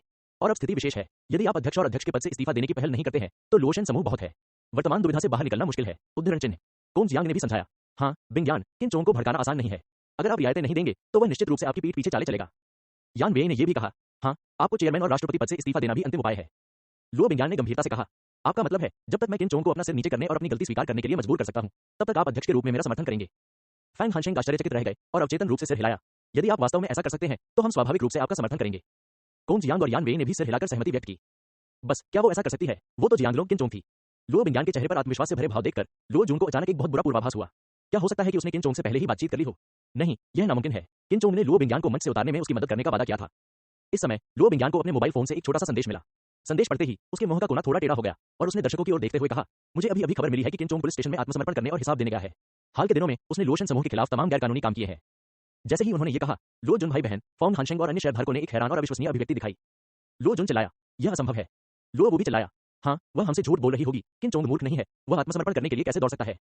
लो बिंगयान मुस्कुराए और आत्मविश्वास से बोले, लाइव वीडियो थोड़ी देर में प्रसारित किया जाएगा, आप वीडियो देखने के बाद ही अपने निष्कर्ष निकालें।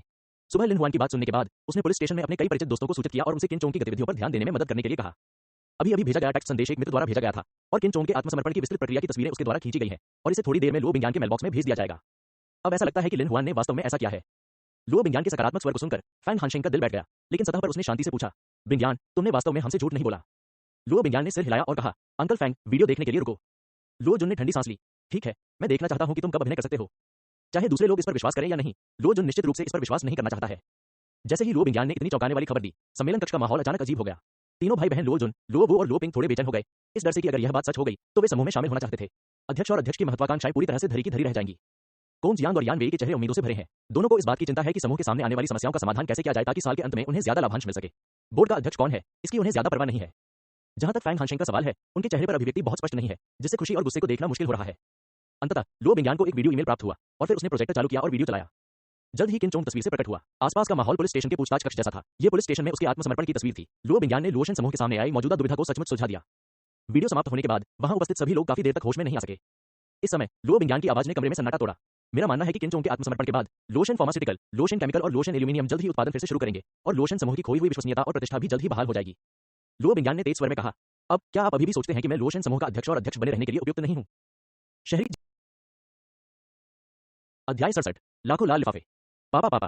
फैंग हानशेंग ने सबसे पहले तालियां बजाईं। उनके मार्गदर्शन में कोंग जियांग और यान वेई भी उत्साह से तालियां बजाने लगे। बस सुनिए, फैंग हानशेंग ने संतुष्टिपूर्वक कहा, बिंगयान, आपने अच्छा काम किया, मैंने आपसे कोई गलती नहीं की। इस मामले में मैं प्रस्ताव करता हूं कि लो बिंगयान को अभी भी समूह का अध्यक्ष होना चाहिए। क्या आपको कोई आपत्ति है? कोंग जियांग ने प्रशंसापूर्वक कहा, नहीं, मैं इसके पक्ष में हाथ उठाता हूं। यान वेई ने भी उत्साह से कहा, न तो मैं, इस बार बिंगयान का पलटवार बहुत तेज है, हमारे लोशन समूह को ऐसा ही होना चाहिए। फैंग हानशेंग, कोंग जियांग और यान वेई के वोटिंग समर्थन के साथ साथ लो बिंगयान के शेयर 50% से अधिक हो गए हैं। इस तरह चाहे लो जुन, लो वो और लो पिंग कितना भी विरोध करें, अध्यक्ष लो बिंगयान की सीट भी सुरक्षित हो सकती है। ये शेयरधारक बैठक अब समाप्त होने वाली है। इसके बाद फैंग हानशेंग ने लो बिंगयान से कुछ शब्द कहे, फिर उठकर बैठक कक्ष से बाहर चले गए। बैठक कक्ष से बाहर निकलने के बाद फॉन्ग हानशेंग के चेहरे पर मुस्कान तुरंत गायब हो गई और उसकी जगह अंतहीन बर्फ की ठंड ने ले ली। लो बिंगयान, इस बार तुम भाग्यशाली हो, लेकिन अगली बार तुम्हारे लिए आगे बढ़ना इतना आसान नहीं होगा। देर सवेर लोशन समूह मेरी झोली में आ ही जाएगा। अपने दिल में कुछ शब्द चुपके से कहने के बाद फैंग हानशेंग लोशन बिल्डिंग से चले गए। जैसे ही फैंग हानशेंग चले गए, कोंग जियांग और यान वेई ने ज्यादा इंतजार नहीं किया।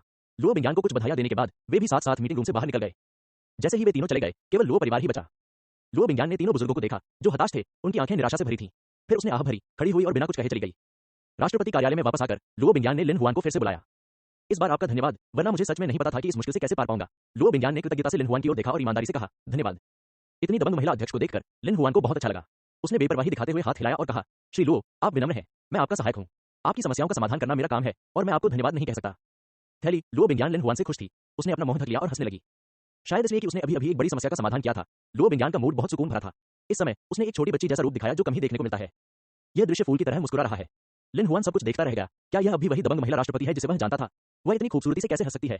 लो बिंगयान ने भी उसकी गलती को नोटिस किया। उसने जल्दी से अपनी मुस्कुराहट दूर कर दी और धीरे से कहा, मैंने कहा था कि मैं आपको एक बड़ा लाल लिफाफा भेजूंगी, क्या आप तैयार हैं? तैयार हो जाओ, भेज सकते हो। लिन हुआन को ज्यादा परवाह नहीं थी। उसकी राय में लाल लिफाफा कितना भी बड़ा क्यों न हो, अगर आप एक बड़ा लाल लिफाफा बैग खरीदकर उसमें पैसे भर दें तो भी आप उसमें हजारों डॉलर भर सकते हैं। लो बिंगयान ने डेस्क का दराज खोला और उसमें से एक सुनहरा बैंक कार्ड निकाला। ये रहा, यह लाल लिफाफा जो मैंने आपके लिए तैयार किया है। लिन हुआन एक पल के लिए अचंभित रह गया और बैंक कार्ड लेने के लिए आगे बढ़ा और पूछा, क्या ये लाल लिफाफा नहीं है? बैंक कार्ड कैसा होता है? लो बिंगयान हल्के से मुस्कुराया, मेरे पास एक लाल लिफाफे में 10 लाख नकद भरने की क्षमता नहीं है। रुको, तुमने कितना कहा था? लिन हुआन ने जब 10 लाख की संख्या सुनी तो उसका दिल तुरंत कई बार धड़क उठा। 10 लाख, लो बिंगयान ने उंगली उठाई। ये 10 लाख चीनी सिक्के हैं, 10 लाख जिम्बाब्वे डॉलर नहीं। मैं रगड़ता हूँ, 1 मिलियन। इस समय लिन हुआन की आवाज बदल गई। 10 लाख की अवधारणा क्या है? खैर, लिन हुआन के डियाओ सिल्क को वास्तव में 1 मिलियन चीनी सिक्कों के बारे में कोई जानकारी नहीं है, लेकिन वह जानता है कि ये 10 लाख कई काम कर सकता है, जैसे कि घर खरीदने के लिए अग्रिम भुगतान, एक लग्जरी कार खरीदना, स्वर्ग और दुनिया में जाना और अपने दोस्तों, मित्रों और कुत्तों से कई बार प्रमुख स्वास्थ्य देखभाल के लिए पूछना। हाँ, 10 लाख, ये कार्ड मैंने पहले बनाया था और संयोग से इसमें 10 लाख जमा थे। पासवर्ड मेरा जन्मदिन है। लिन हुआन का हैरान चेहरा देखकर लो बिंगयान को मजाक लगा। थोड़ी देर बाद लिन हुआन आखिरकार शांत हुआ। उसने पहले बैंक कार्ड जेब में रखा और फिर पूछा, तुम्हारा जन्मदिन कब है? लो बिंगयान मुस्कुराया और कहा, 6 नंबर। लिन हुआन ये सुनकर हैरान रह गया, आप 1 सप्ताह में अपना जन्मदिन मनाएंगे? लो बिंगयान ने सिर हिलाया और मुस्कुराते हुए कहा, हाँ, मैं एक भव्य जन्मदिन की पार्टी रखूंगा। जब ऐसा होगा तो तुम्हें जरूर आना होगा। पक्का।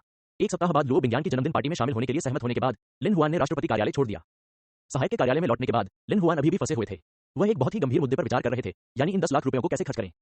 लिन हुआन वास्तव में अपने माता पिता को पैसे हस्तांतरित करना चाहता था, लेकिन उसने अभी 1 लाख युआन का भुगतान किया है और अब उसे 1 और 10 लाख हस्तांतरित करना है। उसके माता पिता निश्चित रूप से सोचेंगे कि उसने कुछ अवैध या आपराधिक काम किया है या नहीं।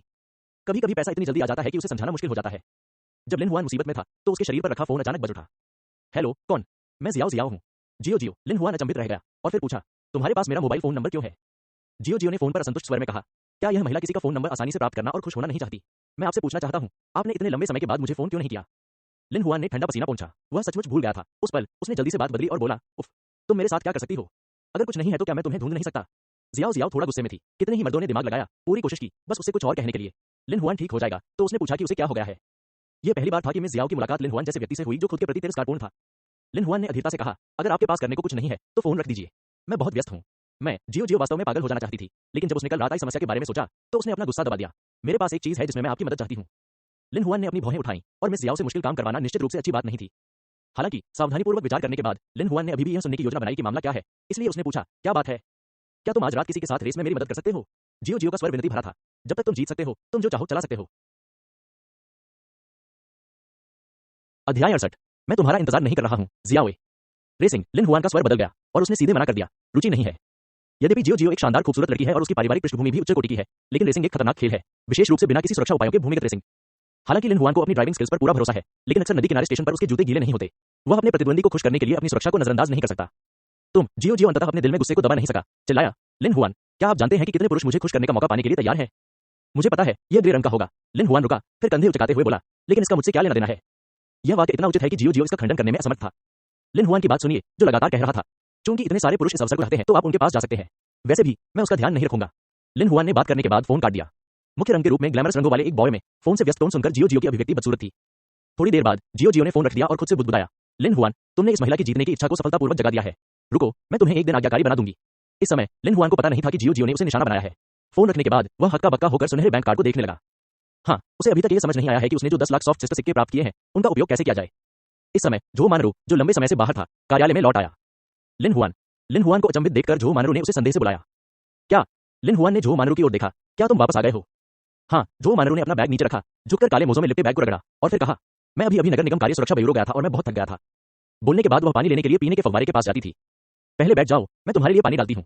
लिन हुआन ने जल्दी से एक गिलास पानी लिया और उसे झो मानरू के पास ले आया। धन्यवाद। मानरू ने बैग पिया, जिससे पता चलता है कि वह सचमुच प्यासी है। पानी का कप नीचे रखने के बाद झो मानरू ने जल्दी से पूछा, क्या शेयरधारकों की बैठक का कोई नतीजा निकल आया है? लिन हुआन ने सिर हिलाया और मुस्कुराते हुए कहा, परिणाम तो परिणाम है। राष्ट्रपति लो अभी भी अध्यक्ष हैं, इसलिए आप निश्चिंत रह सकते हैं। सचमुच? झो मानरू उत्साहित दिखी। सच में? किन चोंग आज सुबह पुलिस स्टेशन में आत्मसमर्पण करने गए और लोशन समूह को फंसाने और अपनी सारी साजिश के बारे में बताया। यह खबर मिलने के बाद अन्य शेयरधारक इस बात पर सहमत हुए कि श्री लो समूह के अध्यक्ष के रूप में काम करना जारी रखेंगे। लिन हुआन भी अपनी कुर्सी पर वापस बैठ गया और शांत स्वर में उसे समझाया। झो मानरू ने अपने ऊंचे सीने पर अच्छे से हाथ फेरा और गहरी सांस छोड़ते हुए कहा, यह अच्छा है। इन दिनों वह लो बिंगयान को लेकर बहुत चिंतित थी। अब जब उसने यह खबर सुनी तो उसका दिल जो हवा में लटका हुआ था आखिरकार जमीन पर आ गिरा। बस उसकी छाती पर थपकी ने लिन हुआन को चिंतनशील बना दिया। वह बिना पलक झपकाए उन विशाल अर्धगोलाकार वस्तुओं को घूरता रहा और चाहता था कि काश वह भी वह छोटा सा हाथ बन जाए जो उन पर थपथपाता रहता है। लिन हुआन की तिरछी नजर को देखने के बाद झो मानरू का चेहरा लाल हो गया और फिर उसने अपना हाथ नीचे कर लिया और स्वाभाविक रूप से कहा, तो आप भविष्य में भी निर्माण स्थल का उपयोग करेंगे? लिन हुआन ने स्वाभाविक रूप से अपनी नजरें हटा ली और कहा, नहीं, मैं भविष्य में फिर से आपके साथ यात्रा कर सकता हूँ। झो मानरू फिर से शर्मा गई, अपना सिर नीचे कर लिया और धीरे से बोली, ठीक है, ये ठीक है, यह अच्छा है। ये 3 शब्द सुनने के बाद लिन हुआन ने अपनी थोड़ी को महसूस करना शुरू कर दिया और सोचने लगी, क्या उसे खुद के साथ आवागमन करना पसंद है? खैर, ऐसा होना चाहिए। ऐसा लगता है कि जियाओए, मेरा आकर्षण अभी भी काफी बड़ा है। ये सोचते हुए लिन हुआन ने कुछ बार खांसते हुए कहा, मानरू, राष्ट्रपति लो ने मुझे अभी एक बोनस दिया है। ये हर किसी की खुशी के बराबर नहीं है। क्यों न मैं तुम्हें रात के खाने पर आमंत्रित करूं? झो मानरू ने मिस्टर लो से यह नहीं पूछा कि उन्होंने उसे बोनस क्यों दिया, नहीं यह पूछा कि उसे कितना बोनस दिया गया। उसने बस धीरे से कहा, ठीक है, तो मेरा स्वागत है। झो मानरू का सकारात्मक जवाब मिलने के बाद लिन हुआन ने इंटरनेट पर देखना शुरू किया कि उसके आसपास और कहां बेहतर जगहें हैं। आखिरकार झो मानरू से बात करने के बाद उसने हुनान व्यंजनों में विशेषज्ञता वाला एक रेस्टोरेंट चुनने का फैसला किया।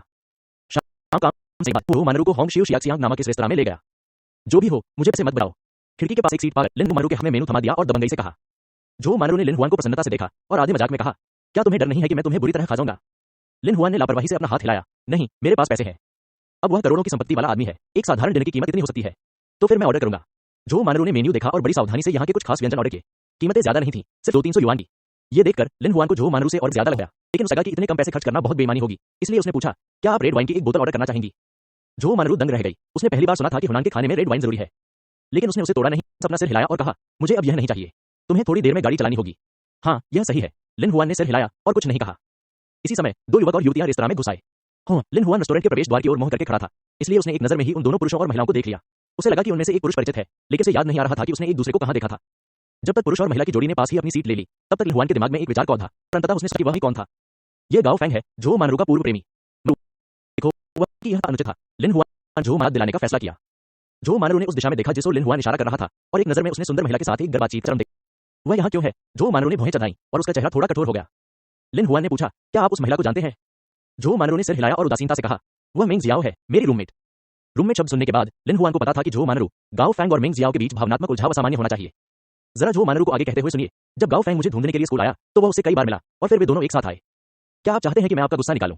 अगर गाओ फेंग सच में मेंग जियाओ से प्यार करता था तो लिन हुआन को इस नाक भान से कोड़ने की परवाह नहीं। मेंग जियाओ से प्यार करता था तब भी वह वापस जाना चाहता था और झो मानरू के पास वापस जाना चाहता था, जो कि बकवास है।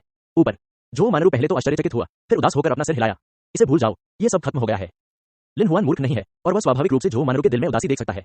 उसने अभी कहा, यह कैसे हो सकता है? वे तुम्हारे साथ ऐसा व्यवहार करते हैं, मैं अब और बर्दाश्त नहीं कर सकता। झो मानरू ने हिचकिचाते हुए कहा, लेकिन मैंने लिन हुआन को चुराते हुए देखा। नहीं, लेकिन यह मेरे ऊपर है कि मैं उन्हें कैसे तोड़ूं।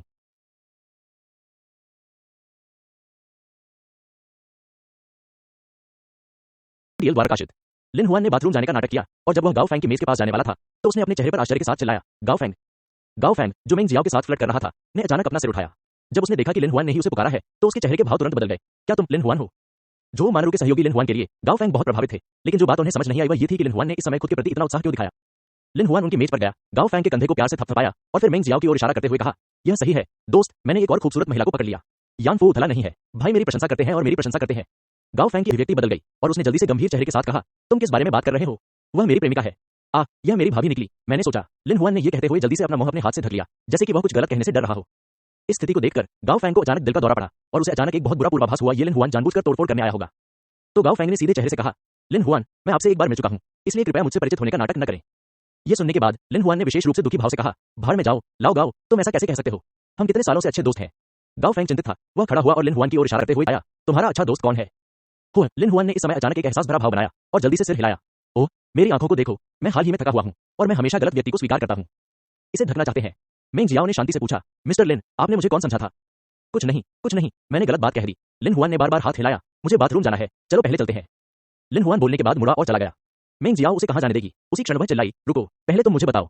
गाओ फेंग चिंतित थे और उन्होंने जल्दी से समझाया, जियाओ, मैं वास्तव में उनसे अपरिचित हूं, मैं उनसे सिर्फ एक बार मिला हूं। हे, क्या यह दोषी विवेक है? मेंग जियाओ को इस पर विश्वास नहीं हुआ। लिन हुआन रुका और समझाया, भाभी, नहीं, मिस जियाओ, मैंने वास्तव में गलत व्यक्ति को स्वीकार कर लिया था। मुझे लगा कि वह वही लड़का है जो अक्सर मुझे नाइट क्लबों में लड़कियों के लिए मछली पकड़ने जाने के लिए कहता था। गाओ फेंग दंग रह गया। अरे, ये तो इत्तेफाक है, उस दोस्त का नाम भी गाओ फेंग है और वो थोड़ा बहुत तुम्हारे बॉयफ्रेंड जैसा दिखता है। लिन हुआन ने गाओ फेंग की तरफ देखा और सिर हिलाते हुए कहा, लेकिन वो दोस्त तो बहुत ही जबरदस्त है। अगर तुम किसी विदेशी देश से शुरू करोगे तो तुम किसी भी अमेरिकी हॉट लड़की, अफ्रीकी अश्वेत लड़की या द्वीप की लड़की को मना नहीं करोगे। खास बात यह है कि वो दोस्त कभी कंडोम नहीं पहनता। अपने बॉयफ्रेंड को फिर से देखो, तुम्हें पता चल जाएगा कि वह एक सभ्य आदमी है, वह ऐसा कुछ नहीं कर सकता। ये कहने के बाद लिन हुआन ने एक बार फिर डर के मारे अपना मुंह ढक लिया, जैसे कि उसे अभी पता चला हो कि उसने कुछ गलत कहा है। मुझे कुछ काम है, इसलिए मैं पहले चलता हूं, तुम धीरे धीरे खाओ, धीरे धीरे खाओ। बोलने के बाद लिन हुआन झो मानरू के पास वापस चला गया और धीमी आवाज में कहा, हवा तंग है, धिक्कार है। बोलने के बाद उसने 500 युआन मेज पर रख दिए, फिर झो मानरू का हाथ पकड़ा, अपना पैर उठाया और रेड स्लीव्स याक्सियांग इस तरह से बाहर भाग गया। गाओ फेंग ने लिन हुआन को हैरानी भरी नजरों से देखा और झो मानरू को रेस्टोरेंट से बाहर ले गया। आखिरकार उसे घटना का कारण और प्रभाव समझ में आ गया, लेकिन तब तक बहुत देर हो चुकी थी। गाओ फेंग, मेंग जियाओ चाहे कितनी भी मूर्ख क्यों न हो, वह बता सकती है कि लिन हुआन ने जिस व्यक्ति के बारे में कहा है वह उसका प्रेमी गाओ फेंग है। क्या आप नाइट क्लब में जाकर लड़कियों को ढूंढते हैं? शुरुआत में विदेशी लड़कियों को भी चुनते हैं, कभी कंडोम नहीं पहनते। ऐसे आदमी को कितनी बीमारियां घेर लेती हैं। मेंग जियाओ को यहाँ के बारे में सोचकर थोड़ी कृतज्ञता महसूस हुई। शुक्र है गाओ फेंग के साथ रहते हुए उसने सुरक्षा के उपाय किए थे, वरना क्या उसकी बाकी जिंदगी बर्बाद नहीं हो जाती। गाओ फेंग बिना आंसू के रोना चाहता था। जियाओ, मुझे समझाने दो।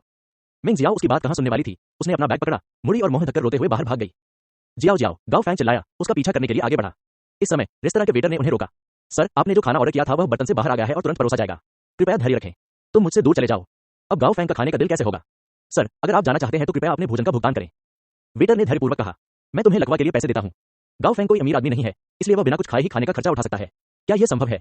सिक्योरिटी को बुलाओ, टेबल 12 पर गड़बड़ी है, कृपया जल्द से जल्द आ जाओ। वेटर ने इंटरकॉम उठाया और रेस्तरां की सुरक्षा को सूचित किया। अरे, तुम लोग सचमुच खेल रहे हो, है ना? जब सुरक्षा गार्ड आने ही वाला था तो गाओ फेंग ने उसे मना लिया। उसने अनिच्छा से अपने बटुए से 200 युआन निकाले और मेज पर फेंक दिए। उसने नाखुश भाव से वेटर की ओर उंगली उठाई और फिर वहां से जाने को हुआ। माफ कीजिए सर, आपके भोजन का कुल खर्च 213 युआन है और आप 13 युआन चूक गए हैं। वेटर ने शांति से सूची ली और गिनती की और ऐसा जवाब दिया कि गाओ फेंग को खून की उल्टी हो गई। 213, आप 213 हैं। गाओ फेंग को लगा कि आज रात बाहर जाते समय उसने पंचांग नहीं पढ़ा था। पहले उसकी मुलाकात एक दुष्ट लिन हुआन से हुई और फिर एक केयरटेकर वेटर से। उसे सचमुच घर जैसा सुकून मिला। आपको देना। गाओ फेंग के लिए 13 युआन इकट्ठा करना आसान नहीं था और फिर वह जितनी जल्दी हो सके रेस्तरां से बाहर निकल गया, लेकिन वह मेंग जियाओ को नहीं देख सका। लिन हुआन, झो मानरू, यिन लाओ जी, तुम्हारी हिम्मत कैसे हुई? चलो बात खत्म नहीं करते। गाओ फेंग की आंखों में भयंकर गुस्सा भड़क उठा। हाँ, तुम बहुत बुरे हो। एक अन्य रेस्तरां में जो मानरो ने लिन हुआन को यह बताते हुए सुना कि उसने गाओ फैंग को कैसे छेड़ा था, और फिर वह खुश हो गई। वास्तव में जो मानरो ने महसूस किया कि केवल बुरा शब्द का उपयोग करके यह वर्णन नहीं किया जा सकता कि लिन हुआन ने अभी क्या किया, और सस्ता शब्द उसका सबसे उपयुक्त मूल्यांकन था। लेकिन जो मानरो एक महिला थी और वह वैसे भी यह शब्द नहीं बोल सकती थी। लिन हुआन ने अपनी नाक को छुआ और मुस्कुराया। गाओ फैंग ने आपको जो नुकसान पहुंचाया है उसकी तुलना में उसके लिए ऐसा करना सस्ता है। धन्यवाद, जो मानरो ने मुस्कुराहट छिपाते हुए बहुत गंभीरता से कहा। आपका स्वागत है, लिन हुआन थोड़ा मुस्कुराया। चलो इन दुखद चीजों के बारे में बात करना बंद करें और खाना खाएं। लिन हुआन माहौल को व्यवस्थित करने में माहिर है। उन दोनों के बीच डिनर के दौरान वह बीच बीच में एक छोटा मोटा मजाक सुनाता और कभी कभी कोई गंदा मजाक भी कर देता, जिससे जो मानरो हंसती और शर्माती थी। भोजन और सुंदरता सामने है, यह वास्तव में एक अद्भुत रात है। खाना खाने के बाद दोनों रेस्टोरेंट से बाहर निकले। जैसे ही वे कार में बैठने वाले थे, उन्होंने अचानक पीछे से एक औरत को चिल्लाते सुना, चोर को पकड़ो। लिन हुआन ने मुड़कर देखा तो ऊंची एड़ी के जूते पहने एक मध्यम आयु वर्ग की महिला फैंसी कपड़े पहने एक युवक के पीछे दौड़ रही थी। किसी धूर्त खरगोश की तरह तेजी से वह आदमी सड़क के किनारे कुछ कदम चलकर एक लाल रंग की होंडा फिट में बैठ गया, जो काफी देर से इंतजार कर रही थी। फिर कार रात के अंधेरे में ट्रैफिक में तेजी से घुसी और गायब हो गई। तुम यहाँ मेरा इंतजार कर रहे हो, मैं चोर का पीछा करूंगा। किसी ने असमान सड़क पर कदम रखा और लिन हुआन ने इसका ध्यान रखने की योजना बनाई क्योंकि वे इससे टकरा गए थे। ठीक है, अपनी सुरक्षा का ध्यान रखना, मैं उस बड़ी बहन को दिलासा दूंगा, जो मानरो ने समझाया। फिर मुड़कर अधेड़ उम्र की महिला के पास दौड़ा। लिन हुआन जल्दी से BMW कार में बैठ गया, इंजन चालू किया और उसके पीछे दौड़ा। रेड फिट ड्राइवर भी एक नौजवान है। उसने रियरव्यू मिरर पर नजर डाली और देखा कि सफेद BMW कार काफी पीछे से उसका पीछा कर रही है। वह चौंक गया और बोला, लगता है कोई कार हमारा पीछा कर रही है। वह युवक जो चोरी किए गए बटुए की जांच कर रहा था, उसने लापरवाही से कहा, तुम्हें किस बात का डर है? तुम्हारे पास कार चलाने का इतना अच्छा कौशल है, बस इसे फेंक दो। फिर ड्राइवर जोर से हंसा और बोला, हाँ, मुझे यह सुनकर बहुत अच्छा लगा। अपनी बात समाप्त करने के बाद उन्होंने गैस पेडल पर जोर से पैर रखा और रात में लाल रंग की होंडा फिट एक जंगली घोड़े की तरह थी, जो लगातार यातायात में आगे पीछे घूम रही थी। फिट के अव्यवस्थित प्रवेश के कारण मूल रूप से व्यवस्थित यातायात थोड़ा अव्यवस्थित हो गया है और कई चालकों की सामने वाली कार से लगभग पीछे से टक्कर हो जाती है। अरे, यह ड्राइवर तो बेवकूफ है। अरे, मैंने कार लगभग दुर्घटनाग्रस्त कर दी थी, बेवकूफ।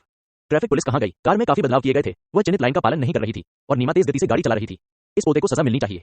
यह अनुमान लगाया गया है कि यह एक कार है जो उसे दंडित करना चाहती है। यह मुश्किल है। लिन हुआन, जो पीछे से पीछा कर रहा था, ने रेड फिट के पागल प्रदर्शन को देखा और उसके दिल में गुस्सा पैदा हुआ। बहुत अच्छा, आपने सफलतापूर्वक मेरा गुस्सा भड़का दिया। अगर लाल होंडा फिट एक बेकाबू घोड़ा है जिसकी लगाम ढीली पड़ गई है, तो सफेद BMW कार जंगल में बेकाबू दौड़ते चीते जैसी है। दूसरी गाड़ियों को प्रभावित किए बिना उसने धीरे धीरे अपने और लाल फिट के बीच की दूरी कम कर दी। जब फिट ड्राइवर ने देखा कि BMW कार उसके करीब आ रही है, तो उसका दिल बैठ गया। भाड़ में जाओ, मेरे पास एक सख्त ठूंठ है। बटुआ चुराने वाला आदमी यह शब्द सुनकर अचंभित रह गया और फिर ठंडे स्वर में मुस्कुराया। आज रात अज्ञात पर्वत की चोटी पर एक भूमिगत रेसिंग खेल है, चलो वहां चलते हैं। पहाड़ की चोटी पर उन महान देव स्तर की आकृतियों के बारे में सोचते हुए फिर ड्राइवर तुरंत जोर से हंसा। अच्छा विचार है। वहां वे युवा स्वामी और महिलाएं हैं, भले ही पीछे वाले लोग वास्तव में जिद्दी हों, उन्हें आज्ञाकारी रूप से आगे पीछे जाना होगा। लिन हुआन ने लाल फिट कार को आगे चौराहे पर दाहिनी ओर मुड़ते और मुख्य सड़क से बाहर निकलते देखा। वह हैरान था। दिशा बदल ली। संदेह में बदल गया और लिन हुआन गाड़ी चलाकर आगे बढ़ गया। यह वेमिंग पर्वत है, वे यहाँ क्या कर रहे हैं? जब लिन हुआन जियांगन विश्वविद्यालय में अध्ययन कर रहे थे, तो उन्होंने वेमिंग पर्वत के नाम के बारे में सुना था और यह अफवाह थी कि यह जियांगन शहर में रेसिंग के लिए एक पवित्र स्थान है। प्रमुख मंचों पर एक लोकप्रिय वाक्य प्रचलित है, शरद पर्वत पर आबादी कम है और अक्सर सवार ऊपर और नीचे होते हैं। आजकल लेन अभी भी वहां है और पुराने ड्राइवर दिखाई नहीं देते हैं। यह वाक्य वेमिंग पर्वत पर भी बहुत उपयुक्त है। यहाँ हर साल कई भूमिगत दौड़ आयोजित की जाती है और कार दुर्घटनाओं के कारण कई लोग मारे जाते हैं, लेकिन फिर भी वे उन पागल रेसिंग उत्साही लोगों को नहीं रोक सकते जो यहाँ आना चाहते हैं। क्या फिट का ड्राइवर भी भूमिगत रेसिंग का प्रशंसक है? रास्ते में पीछा करने के बाद लिन हुआन ने पाया कि फिट के चालक के पास अच्छे ड्राइविंग कौशल थे, अन्यथा वह बहुत समय पहले दूसरे पक्ष का पीछा कर चुका होता। अनाम पर्वत की चोटी तक जाने के लिए सिर्फ एक ही घुमावदार रास्ता है। इस रास्ते से सिर्फ दो कारें ही एक दूसरे के बगल से गुजर सकती हैं। खतरे से बचने के लिए लिन हुआन बस फिट के पीछे पीछे चलता है और दूर से ही उसका पीछा करता है। वेमिंग पर्वत की चोटी पर एक विशाल प्राकृतिक चौक है। चौक जगमगाता है, कम से कम सैकड़ों लोग यहाँ इकट्ठा होते हैं। उनमें से ज्यादातर सुंदर पुरुष और महिलाएं हैं। भीड़ में 3 नुकीले कपड़े पहने कई खूबसूरत महिलाएं भी टहल रही हैं। आओ और जाओ। इन लोगों के अलावा आमतौर पर दुर्लभ Audi R8, BMW i8, Lamborghini Mavericks, Aston Martin DB9, Bentley continental, Ferrari 488 और अन्य लग्जरी कारें भी चौक के आसपास खड़ी रहती हैं। चौक के बीचों बीच 1 मीटर से भी ज्यादा ऊंचा मंच है। उस पर एक बड़ी स्क्रीन लगी है जिस पर 2 रेसिंग कारों का खेल का दृश्य दिखाया जा रहा है। दौड़ में 2 पक्ष थे, एक रजत रंग की Toyo God of war GTR और एक पीले रंग की मैक्लेरन 570 GT। फिलहाल रेस अपने अंत के करीब है। सिल्वर GTR ने पीली मैक्लारेन को कम से कम 3 स्थान पीछे छोड़ दिया है। कुछ ही सेकंड में यह फिनिश लाइन पार कर रेस जीत जाएगी। यदि लिन हुआन यहाँ होते तो उन्हें अपने कई परिचित जियो, जो वेनेक्सुआन, किन यी और हुआंग लैंग सभी यहाँ मिलते। इस समय जियो अपने हाथों को जकड़े हुए था और बदसूरत अभिव्यक्ति के साथ बड़ी स्क्रीन को घूर रहा था। उसके पीछे खड़े होकर जो वेनेक्सुआन ने गहरी आवाज में कहा, मिस, ऐसा लग रहा है कि लियू योंग हारने वाला है। मैं जानता हूं, तुम्हें मुझे याद दिलाने की जरूरत नहीं है।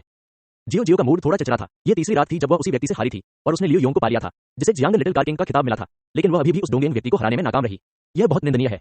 स्क्रीन पर सिल्वर GTR को सबसे पहले फिनिश लाइन पार करते देखकर किन यी ने राहत की सांस ली। फिर वह बगल में खड़े एक युवक की ओर मुड़ा और बोला, मास्टर एसो, आपके माथत वाकई कमाल के हैं। शहर का कार किंग कोई प्रतिद्वंदी नहीं, कमाल का है। ईगल एसो ने अपनी भौहें उठाई और फिर तिरस्कारपूर्वक एक चीनी भाषा में कहा जो बहुत धाराप्रवाह नहीं थी। सिर्फ इस तरह के सामान के कारण वह कार राजा के भी योग्य है। उसके जैसे लोग हमारे महान पूर्वी साम्राज्य में पकड़े जा सकते हैं। उनमें से सैकड़ों आते हैं। मास्टर एसो ने कहा कि हम कुएं पर बैठे हैं और आकाश को देख रहे हैं। किन यी ने उदास चेहरे से कहा। किन यी की शक्ल देखकर जियो ने भौहें चढ़ाई। किन यी, तुम सचमुच हम चीनी लोगों को शर्मिंदा कर रही हो। ओह मिस जियाओ, आपने जो कहा वह गलत है। किन यी ने अपना सिर घुमाया और मुस्कुराते हुए कहा, मैं बस तथ्यों से सच्चाई ढूंढ रहा हूं। अगर हमें कोई ऐसा ड्राइवर मिल जाए जो मास्टर एसो को हरा सके तो मैं इसे तुरंत वापस ले लूंगा। एसो यंग ने हल्के से मुस्कुराते हुए जियो से कहा, मिस जियो, क्या अब भी आप हार मान लेंगी? जियो का स्वर स्थिर था, लेकिन वह एक उम्मीदवार को जानती थी जो डोंगेंग ड्राइवर को हरा सकता था। लेकिन इसी समय लाल रंग की होंडा फिट कार पहाड़ की चोटी पर पहुंच गई। अरे, ये कौन है जो वेमिंग पर्वत पर ऐसी टूटी हुई कार चलाने की हिम्मत कर रहा है? हाँ, यह फिट है, क्या मैं सही हूं? वेमिंग पर्वत पर ड्रैग रेसिंग के लिए शर्त लगानी पड़ती है। शर्त की राशि दसियों हजार से लेकर लाखों तक हो सकती है। कितने लोग इतनी राशि वहन कर सकते हैं? इसलिए वेमिंग पर्वत की चोटी पर ज्यादातर लग्जरी स्पोर्ट्स कारें हैं और यह पहली बार है कि पहाड़ पर ड्राइविंग पसंद करने वाले लोगों ने इसे देखा है। फिर ड्राइवर और बस चलाने वाला युवक मोटी चमड़ी वाले लोगों में से थे। गाड़ी से उतरकर उन्होंने आसपास की भीड़ की तरफ हाथ हिलाकर बार बार कहा, हे भगवान, हम बस यहाँ आकर अपनी आंखें खोलना चाहते हैं। हम जल्द ही निकल जाएंगे, बस जाओ। उनकी बातें देखकर इन लोगों ने भी चढ़ाने में रुचि खो दी और विषय को अभी अभी हुए खेल की ओर मोड़ दिया। यह बस एक लहर थी, फिर एक और लहर आई और जल्द ही एक सफेद BMW कार भी आ गई। अरे आज रात तो बहुत बुरी है। वेमिंग पर्वत कब से पर्यटकों के लिए आकर्षण का केंद्र बन गया, कोई क्यों ऊपर आना चाहेगा। 330 ली पिछले फिट की तुलना में थोड़ा अधिक मजबूत है, लेकिन यह अभी भी बहुत मसालेदार है। हा हा हा।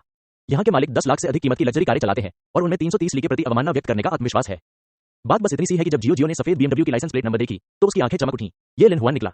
वह यहाँ क्या कर रहा है? क्या वह मेरी मदद करने के लिए सहमत हो गया? रेड फिट ड्राइवर भी एक नौजवान है। उसने रियरव्यू मिरर पर नजर डाली और देखा कि सफेद BMW कार काफी पीछे से उसका पीछा कर रही है। वह चौंक गया और बोला, लगता है कोई कार हमारा पीछा कर रही है। वह युवक जो चोरी किए गए बटुए की जांच कर रहा था, उसने लापरवाही से कहा, तुम्हें किस बात का डर है? तुम्हारे पास कार चलाने का इतना अच्छा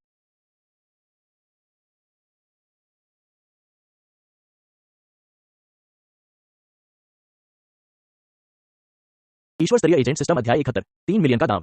MTL नोबेल द्वारा प्रकाशित। मैं जा रहा हूँ, यहाँ बहुत भीड़ है। वेमिंग पर्वत की चोटी पर पहुंचकर लिन हुआन ने देखा कि वहां एक गुफा है, एक विशाल खुला चौक है, सैकड़ों सुंदर पुरुष और महिलाएं हैं और उनके बीच 3 बिंदु वाली बिकिनी पहने कई सुंदरियां हैं। ये तो बस एक पार्टी का दृश्य है। इस समय फिट ड्राइवर ने ड्राइविंग पोजीशन में लिन हुआन की ओर इशारा किया और कहा, मेरे प्यारे देवताओं, वह एक नोट है, उसने हमें पूरे रास्ते पीछा किया है। मैं रगड़ता हूँ, टुकड़ा।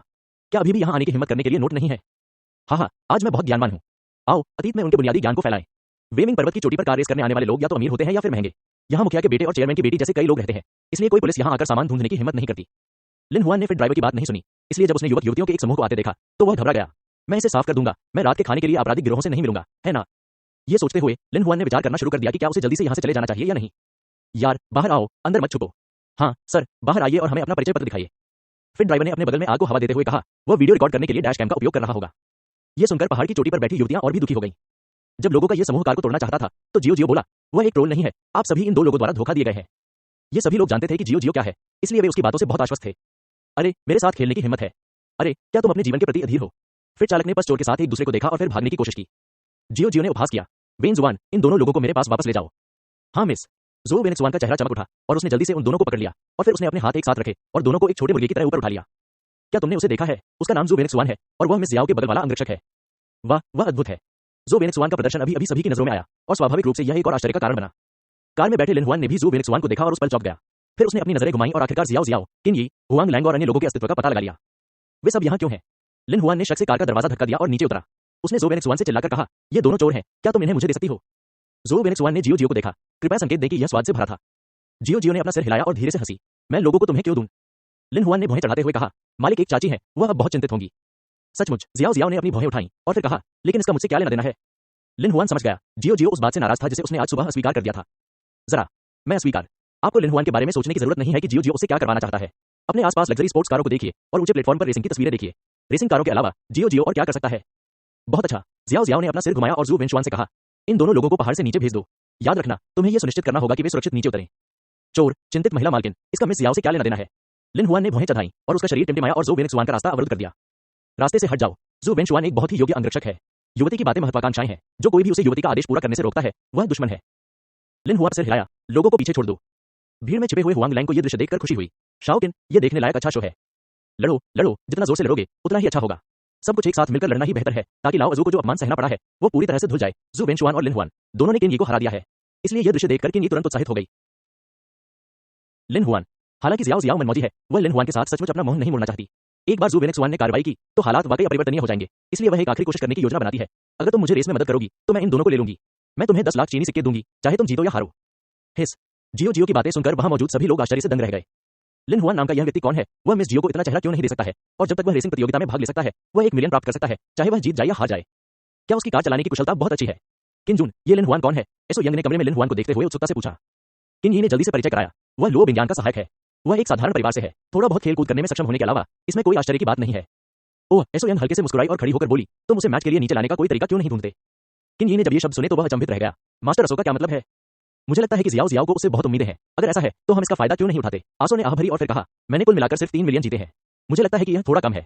हाँ, मैं समझ गया। किन यी कोई बेवकूफ नहीं है, वह तुरंत असो यंग की योजना समझ गया। वह जियाओ जियाओ को एक चाल दिखाना चाहता था। हाँ, एसो यंग ने उसकी ओर सहमति भरी नजरों से देखा और आगे कहा, जब तक तुम जियाओ जियाओ के लिए 3 मिलियन और जीते हो तुम्हारे पिता का मामला सुलझ जाएगा। हालांकि किन ये पिछले कुछ दिनों से एसओएन के साथ था, फिर भी उसे कैसे पता नहीं चला कि वह इतनी बड़ी बात सरेंडर करने पुलिस स्टेशन गया है। डोंगयांग लोगों को खुश करने के लिए किन ये यहाँ घुड़सवार बनने के लिए बेचैनी से ही बच सकता था, और अब जब एसओएन ने उसकी मदद करने की पहल की तो यह बात किन ये को कैसे खुश न करती। ये सोचकर किन ये खड़ी हुई और बोली, लिन हुआन, क्या तुम बहुत शानदार नहीं हो? अब तुम दूसरों के साथ दौड़ने की हिम्मत भी क्यों नहीं करती? लिन हुआन ने व्यंग्यात्मक लहजे में कहा, किन ये, मैंने सुना है कि आप खेल में हैं, फिर भी आप एक ठीक ठाक इंसान क्यों दिखते हैं? तुम किन ये पागल हो जाना चाहता था, लेकिन एसओएन के अनुरोध के बारे में सोचकर वह केवल अपने गुस्से को दबा सका और कहा, हो, आपको मेरे मामलों के बारे में चिंता करने की आवश्यकता नहीं है। लिन हुआन ने एक दूसरे पर व्यंग्य किया, तो क्या आपको परवाह है कि मैं दूसरों के साथ दौड़ने की हिम्मत करता हूं? किन ये ने आसमान उठाया और थप्पड़ मारा, हाँ, मुझे लगता है कि तुम बहुत निर्दयी और अन्यायी हो। मिस याओ ने शुरुआत में तुम्हारी बहुत मदद की थी, अब वह लगातार 3 मिलियन दांव हार गई है, क्या तुम्हें ऐसा नहीं कहना चाहिए? वेन यान, लिन हुआन ने भौहें चढ़ाई और जियो की ओर देखने लगा, आप पहले ही 3 मिलियन खो चुके हैं। जियो का चेहरा उतर गया और उसने ठंडे स्वर में कहा, हाँ। बस सुनिए, किन ये ने आगे कहा, या क्या आप जानते हैं कि श्री मिंग कांग जियांसी एक रेसिंग मास्टर है, इसलिए आप दौड़ छोड़ने की हिम्मत नहीं कर सकते? ये सुनकर लिन हुआन ने फिर भौहें चढ़ाई, मिंग कांग जियांसी कौन है? जियो ने फुसफुसाते हुए कहा, मिंग कांग जियांसी एसओएन का अधीनस्थ है, जिसके पास शानदार ड्राइविंग कौशल है, कार राजा लियू योंग उससे हार गया। लिन हुआन ने सिरदर्द से अपना माथा रगड़ा, अच्छा, एसओएन कौन है? जियो ने बताया, तारो आसो, सिंचुआन फाउंडेशन के ग्रेटर चाइना डिस्ट्रिक्ट के निवेश विभाग के प्रमुख तारो आसो के इकलौते बेटे हैं। ये शब्द सुनकर लिन हुआन के माथे पर बल पड़ गए। सच कहूं तो डोंगेन के लोगों के साथ उनका कोई खास मेलजोल नहीं था। बेशक डोंगेन की छोटी फिल्में और एनिमेशन अब भी अच्छे हैं। किन ये ने हंसते हुए कहा, मास्टर असो ने अभी कहा कि वह मिस जियाओ के साथ फिर से शर्त लगाने को तैयार है। शर्त है 3 मिलियन। इस समय ईगल एसो खड़ा हुआ और बोला, किन जून, आपने मेरी बात गलत समझी है। अगर मिस जियाओ जीत जाती है तो मैं न केवल उन्हें उनके खोए हुए 3 मिलियन दूंगा, बल्कि उन्हें अन्य 3 मिलियन भी दूंगा। बेशक अगर मिस जियाओ हार जाती है तो आपको मुझे केवल 3 मिलियन देने होंगे। किन ये ने ये शब्द सुने तो हैरान रह गया और चुपके से बोला, कितनी बड़ी लिखावट है। फिर उसने लिन हुआन की तरफ देखा और पूछा, कैसा है, क्या तुम्हारी हिम्मत है? यदि आप इस मामले पर शर्त लगाने की हिम्मत रखते हैं तो आपको जियो से पूछना चाहिए। अपने दिल की गहराई से लिन हुआन किसी भी ड्रैग रेसिंग प्रतियोगिता में भाग नहीं लेना चाहता था, लेकिन वह जियो जियाओबाई को डोंगिंग लोगों के लिए इतना पैसा खोते हुए नहीं देखना चाहता था। इसलिए इस समय वह अपने दिल में थोड़ा उलझा हुआ था, इसलिए वह केवल जियो को पहले समस्या फेंक सकता था। यह केवल 3 मिलियन है, इसमें डरने की कोई बात नहीं है। जियाओ जैसी अमीर महिला के लिए 3 मिलियन वास्तव में उसकी आंखों में नहीं डाले जाएंगे। लिन हुआन, क्या तुम एक औरत से भी ज्यादा डरपोक हो? किन ये का स्वर यिन और यांग है, जिसे सुनकर लोग बहुत असहज हो जाते हैं। कृपया, उसने पैसे पर दाम लगाया, लेकिन मैंने भाग्य पर दाम लगाया।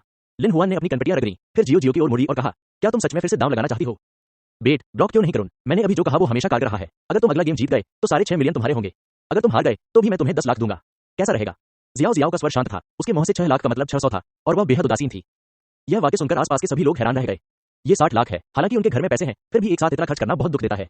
लेकिन जियाओ का क्या, इसे यूं ही दे देना बहुत कम है। सच में बहुत है, मिस जियाओ परिवार से तो यही उम्मीद की जाती है। लिन हुआन ने एक सांस ली और धीरे धीरे अपने दिल में एक निर्णय लिया। ये तो बताने की जरूरत नहीं कि जीतने पर उसे 60 लाख का इनाम भी मिल सकता है। भले ही यह सिर्फ डोंगयांग लोगों को यहाँ घमंडी होने से रोकने के लिए ही क्यों न हो, उसे खेल में जाना ही होगा। लिन हुआन चाहता है कि एसओएन एक सच्चाई को समझे, वह यह कि हुआक्सिया हमेशा हुआक्सिया लोगों का चेसिस रहेगा और जंगल में डोंगिंग व्यक्ति बनने की उसकी बारी नहीं है। ठीक है, मैं आपकी मदद करूंगा। फिर लिन हुआन ने अपनी बीएमडब्ल्यू कार की ओर इशारा करते हुए कहा, मेरी कार निश्चित रूप से इस तरह की प्रतियोगिता के लिए उपयुक्त नहीं है। आपको मुझे अच्छी परफॉर्मेंस वाली स्पोर्ट्स कार देनी होगी। जियो मुस्कुराया और खुशी से कहा, कोई बात नहीं, आप यहाँ कार चुन सकते हैं। जब मिस जियाओ बोलती थी तो स्वाभाविक रूप से अन्य लोग भी उसे दिखाना चाहते थे, तो लोग कहते रहे, मेरी गाड़ी इस्तेमाल करो, मेरी गाड़ी फरारी 488 है, इसके संशोधन में ही $2 मिलियन खर्च हो गए। मेरी कार इस्तेमाल करो, मेरी कार एस्टन मार्टिन DB9 है, इसका कन्वर्जन शुल्क 1.8 मिलियन है। बेहतर होगा कि मैं अपनी कार इस्तेमाल करूं, टॉप पर बेंटले कॉन्टिनेंटल लगाऊं, मॉडिफिकेशन में 3 मिलियन का खर्च आएगा। ये शब्द सुनकर लिन हुआन बड़बड़ाती रही, वह वास्तव में दूसरी पीढ़ी के अमीर लोगों का समूह थी, जो किसी भी कार पर लाखों खर्च कर सकते थे, पर्याप्त पैसा। बात बस इतनी है कि कार सिर्फ गाड़ी का प्रदर्शन नहीं, बल्कि ड्राइवर का हुनर भी देखा जाता है। अगर कोई आम इंसान किसी बेहतरीन स्पोर्ट्स कार को चलाए तो क्या वह उसे चलाएगा? लिन हुआन ने अपनी नाक को छुआ और असहाय होकर कहा, मैंने पहले इनमें से कोई भी कार नहीं चलाई है, इसलिए आप मुझे एक कार की सिफारिश कर सकते हैं। जियो कुछ देर के लिए अवाक रह गई, उसे अब संदेह था कि क्या उसका निर्णय सही था। लेकिन यह अंत है और अब कोई रास्ता नहीं है। वह बस हिम्मत जुटाकर कह सकती है, तो फिर तुम मुझे चला सकते हो। यह लाल रंग की फरारी F12 है, मैंने इसे मॉडिफाई करने वाला भी ढूंढ लिया है, इसका प्रदर्शन बहुत अच्छा है। उपयोग किए जाने वाले वाहन का निर्धारण करने के बाद लिन हुआन ने पूछा, क्या मैं पहले ट्रैक से परिचित होने के लिए गाड़ी चला सकता हूँ? किन ये ने एसओएन की ओर देखा और सहमति प्राप्त करने के बाद उन्होंने लिन हुआन से कहा, हाँ, लेकिन समय सीमा 10 मिनट है। 10 मिनट काफी है। लिन हुआन ने देर नहीं की, उसने जियाओ से कार की चाबी ली और फिर कार के प्रदर्शन और सड़क की स्थिति से परिचित होने के लिए लाल फरारी को ट्रैक पर चलाया। इस दौरान मिंग कांग जियांसी और लियू योंग दोनों अनाम पहाड़ की चोटी पर बने खुले मैदान में वापस आ गए। लियू योंग निराशा से भरे चेहरे के साथ कार से बाहर निकले और जियाओ के पास आकर खड़े हो गए। माफ करना मिस जियाओ, मैं हार गया। जियो ने उदासीनता से अपना हाथ हिलाया। ये ठीक है, एक अच्छे शो की प्रतीक्षा करें। हालांकि लियू योंग उलझन में था, उसने ज्यादा कुछ नहीं पूछा। अब वह अपने दिल में खुद को और ज्यादा दोषी मानने लगा। दूसरी ओर ईगल एसो ने मिंग कांग जियांसी को अपने पास बुलाया और उसे कुछ सलाह दी।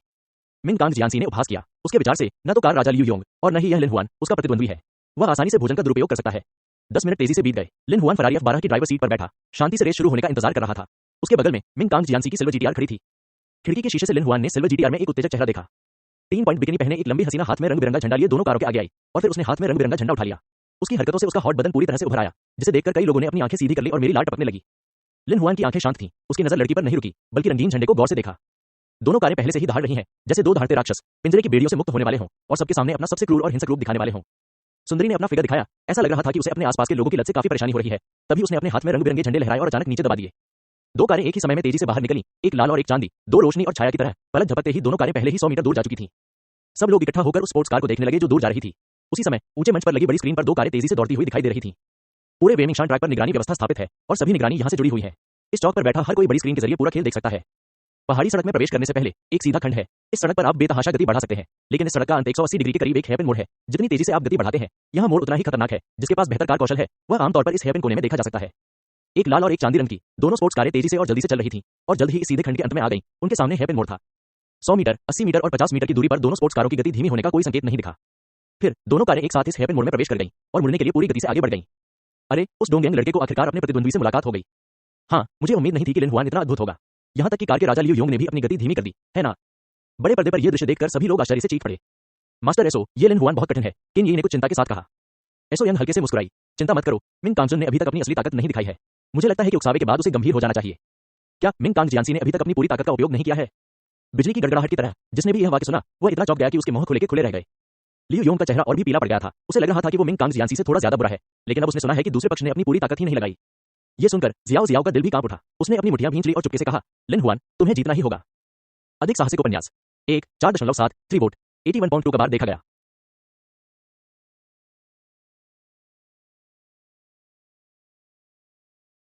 सिल्वर जीटीआर पर सवार मिंग कांग जियांसी ने आंखें सिकोड़कर बाईं ओर खड़ी लाल रंग की F12 को देखा। उसने व्यंग्यात्मक लहजे में कहा, हाँ, मैं इतने लंबे समय के लिए चीन आया हूं और आखिरकार एक अच्छा प्रतिद्वंद्वी मिल ही गया। लेकिन बस इतना ही। जब आवाज जमीन पर गिरी तो मिंग कांग जियांसी के मुंह का कोना थोड़ा झुका हुआ था और फिर उसने एक्सीलेटर पर पटक दिया। स्पीडोमीटर पर सूचक ऊपर जाने लगा। 180.200.220 और अंत में 240 किलोमीटर प्रति घंटे की आश्चर्यजनक गति तक पहुंच गया। कुछ ही सेकंड बाद सिल्वर जीटीआर ने लाल F12 से दूर बना ली। अगले हेयरपिन मोड़ से पहले सिल्वर जीटीआर ने बढ़त बना ली। मिंग कांग जियांसी ने ब्रेक लगाना जारी रखा और तेजी से स्पीड 150 पर ला दी। सिल्वर जीटीआर ने एक खूबसूरत लेटरल ड्रिफ्ट बनाया। इस हेयरपिन मोड़ को पार करने के बाद वह तेजी से आगे बढ़ा। एक्सीलेटर पर पैर रखें और फिर से स्पीड 240 पर लाएं। दूसरी ओर लिन हुआन की गति कोने के आसपास केवल 140 के आसपास थी और कोने से गुजरने के बाद उन्होंने गति को केवल 230 तक बढ़ाया। परिणामस्वरूप दोनों कारों के बीच की दूरी बढ़ती जा रही है। मैंने इसे साफ कर दिया, डोंगयांग आदमी ने अपनी पूरी ताकत का उपयोग नहीं किया। हाँ, अगर हम इसी तरह विकास करते रहे तो अंत में लिन हुआन डोंगयांग लोगों की कार की टेल लाइट्स भी नहीं देख पाएगा। मुझे लगता है कि लिन हुआन ने मिस जियाओ के 10 लाख के लिए खेल खत्म कर दिया। वैसे भी हारने पर उसके पास पैसे तो हैं ही, उसे इतनी मेहनत क्यों करनी पड़ रही है? अरे, आपने जो कहा वह सही है, लेकिन मैं इसका खंडन नहीं कर सकता। आसपास के लोगों की बातें सुनकर जियाओ जियाओ का चेहरा अचानक उदास हो गया। क्या उसने सचमुच लिन हुआन को गलत समझा? इससे डर है हार जाएंगे। मुझे लगातार 6 मिलियन हारना असहज होना चाहिए, है ना? हुन जियो ने ठंडी सांस ली और देखा गया। मैं पहले ही देखा था तो मैं आप खूबसूरत रूप पर मोहित हो गई थी। जब तक मिस जियो तैयार हैं, मैं इस बार 3 मिलियन के पुरस्कार का अंक करती हूँ। यहाँ तक कि 3 मिलियन जो आपने पहले खो थे, मैं आपको सब वापस दे सकती हूँ। जियो ने भौहें उठाई और बिना भाव के पूछा, क्या भुगतान करना होगा? झील से हुए कहा, मुझे बस एक कमरा चाहिए, ये वहाँ है ना? रसों कई बहुत बड़े हैं। जियाओ जियाओ मुस्कुराया, तो इधर देखना है, आप सहमत हैं? जियो जी ने अपना सिलाया और चंचल लहजे में, क्यों? मैं तुम्हें 6 मिलियन और दूंगा और तुम्हें कुछ भी करने की जरूरत नहीं है। तुम्हें बस रात भर बेचने के लिए बद की दुकान पर जाना होगा। यह व्यवसाय बहुत उपयुक्त है ना? तुम एसो ईगल शर्मिंदगी से क्रोधित हो गया। मैं देखता हूँ कि तुम कितने समय तक जिद्दी रह सकते हो। प्लेटफॉर्म की स्क्रीन पर रेस अभी भी जारी है। जिन्हें शरार राइड ली है और लास्ट 12 से लगभग 20 मीटर आगे निकल चुकी है। चौक पर मौजूद सभी लोग सोच रहे हैं कि रेस का रोमांच खत्म हो गया है। जल्द ही फिर से जीत हासिल होगी। लिन हुआन ने समय क्या कर रहा है? वह अभी भी वाहन से परिचित है। सिर्फ 10 मिनट में वह इस F12 को पूरी तरह से समझ नहीं पाया है। इसकी acceleration performance, braking performance, drifting के दौरान टेल फ्लिकिंग वगैरह, इन सब में महारत हासिल करने में समय लगता है। इस वजह से उन्होंने गति बढ़ाने की पूरी कोशिश नहीं की। हालांकि कुछ समय तक से परिचित रहने के बाद लिन हुआन को पहले से ही अपने में विश्वास था। बस उसे बुदबुदाते हुए सुनो, ठीक है, वार्म अप खत्म हो गया है, अब लड़ाई को हल करने का समय है। आवाज धीमी हुई तो लाल F12 ने आखिरकार फिर से रफ्तार पकड़ ली। चमकदार इंस्ट्रूमेंट पैनल पर स्पीडोमीटर का पॉइंटर तेजी से घूमने लगा। 240.260, 0.280, 0.300 और आखिरकार लिन हुआन ने स्पीड बढ़ाकर 320 प्रति घंटा कर दी। 320 किलोमीटर प्रति घंटे की गति सिल्वर जीटीआर से 80 किलोमीटर प्रति घंटे अधिक है। मैंने पूछा, क्या लिन हुआन पागल है? वर्तमान गति 300 है ना? अच्छा, वह आत्महत्या करना चाहोगा। अगले 3 हेयरपिन मोड़ लगातार हैं। अगर वह ब्रेक लगाने में माहिर नहीं हुआ तो वह निश्चित रूप से दुर्घटनाग्रस्त हो जाएगा। लिन हुआन की कड़ी के बाद कोई आशावादी नहीं है। केवल जियो जी जानता था तो उसे भा दिया।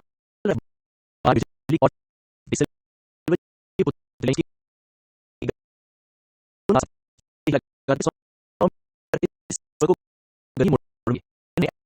उसने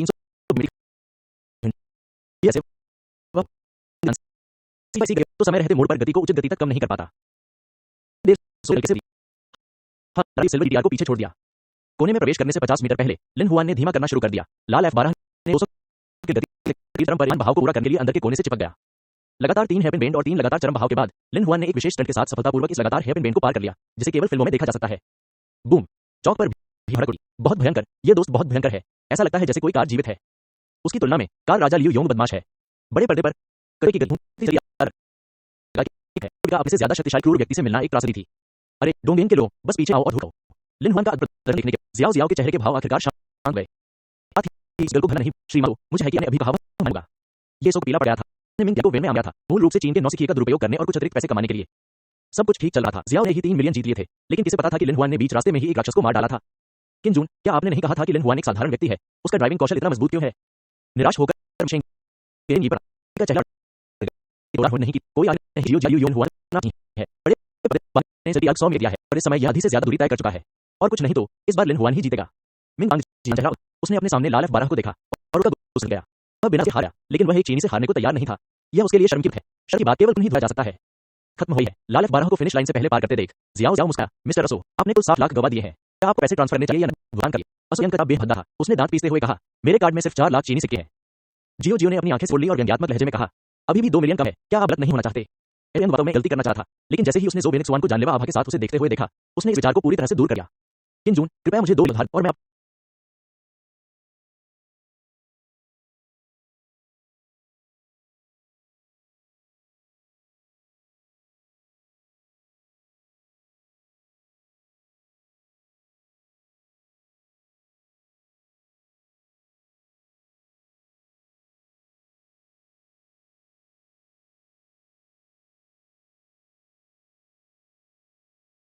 भाव से उस आसो ईगल को देखा जो उससे पैसे उधार रहा था। उसके कार्ड में 2 लाख से ज्यादा पैसे थे। बात ये उधार लिया गया था और उसे वापस पाना मुश्किल होगा।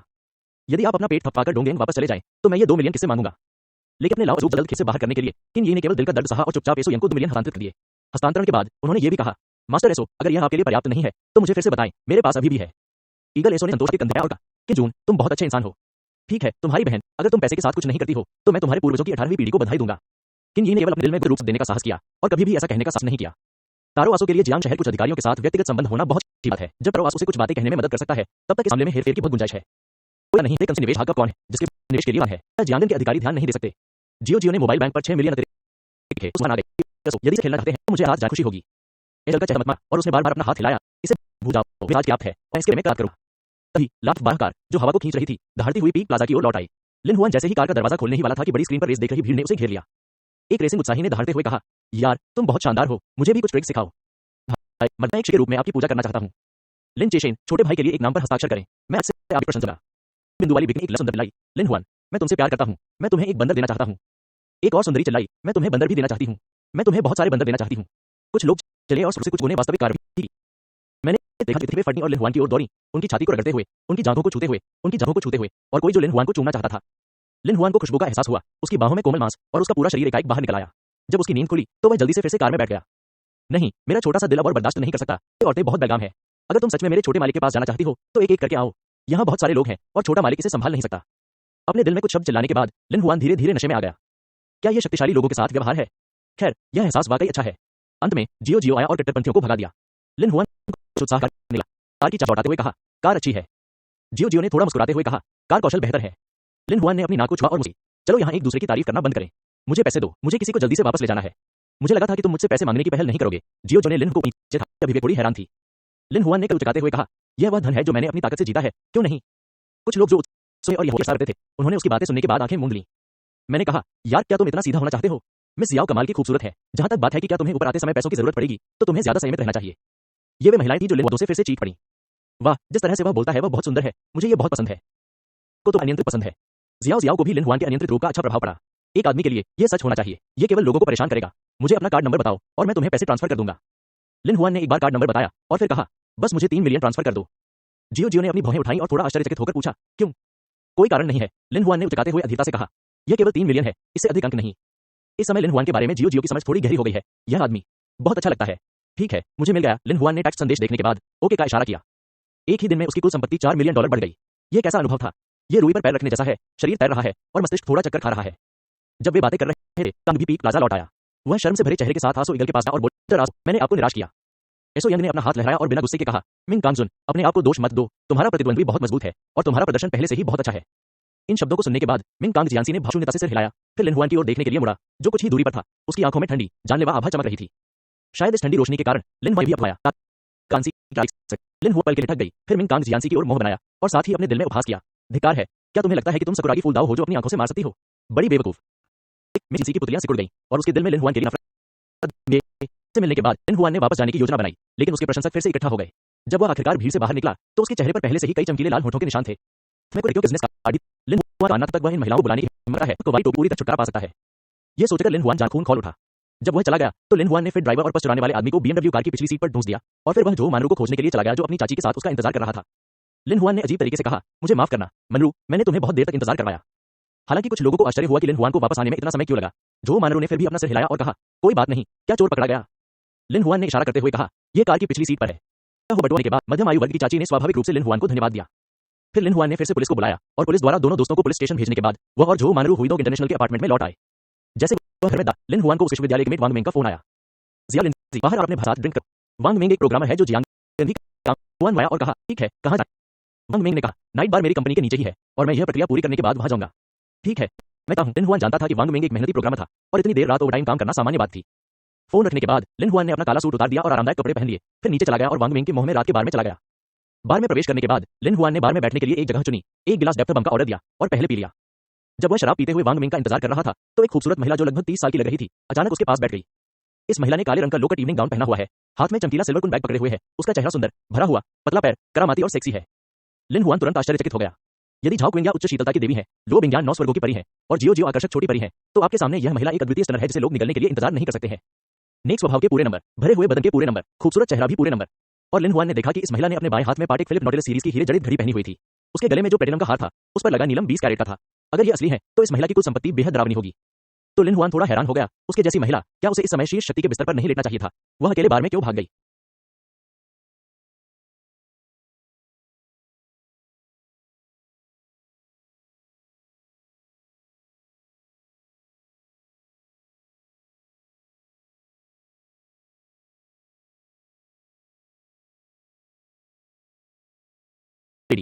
एमटीएल नोबेल द्वारा प्रकाशित।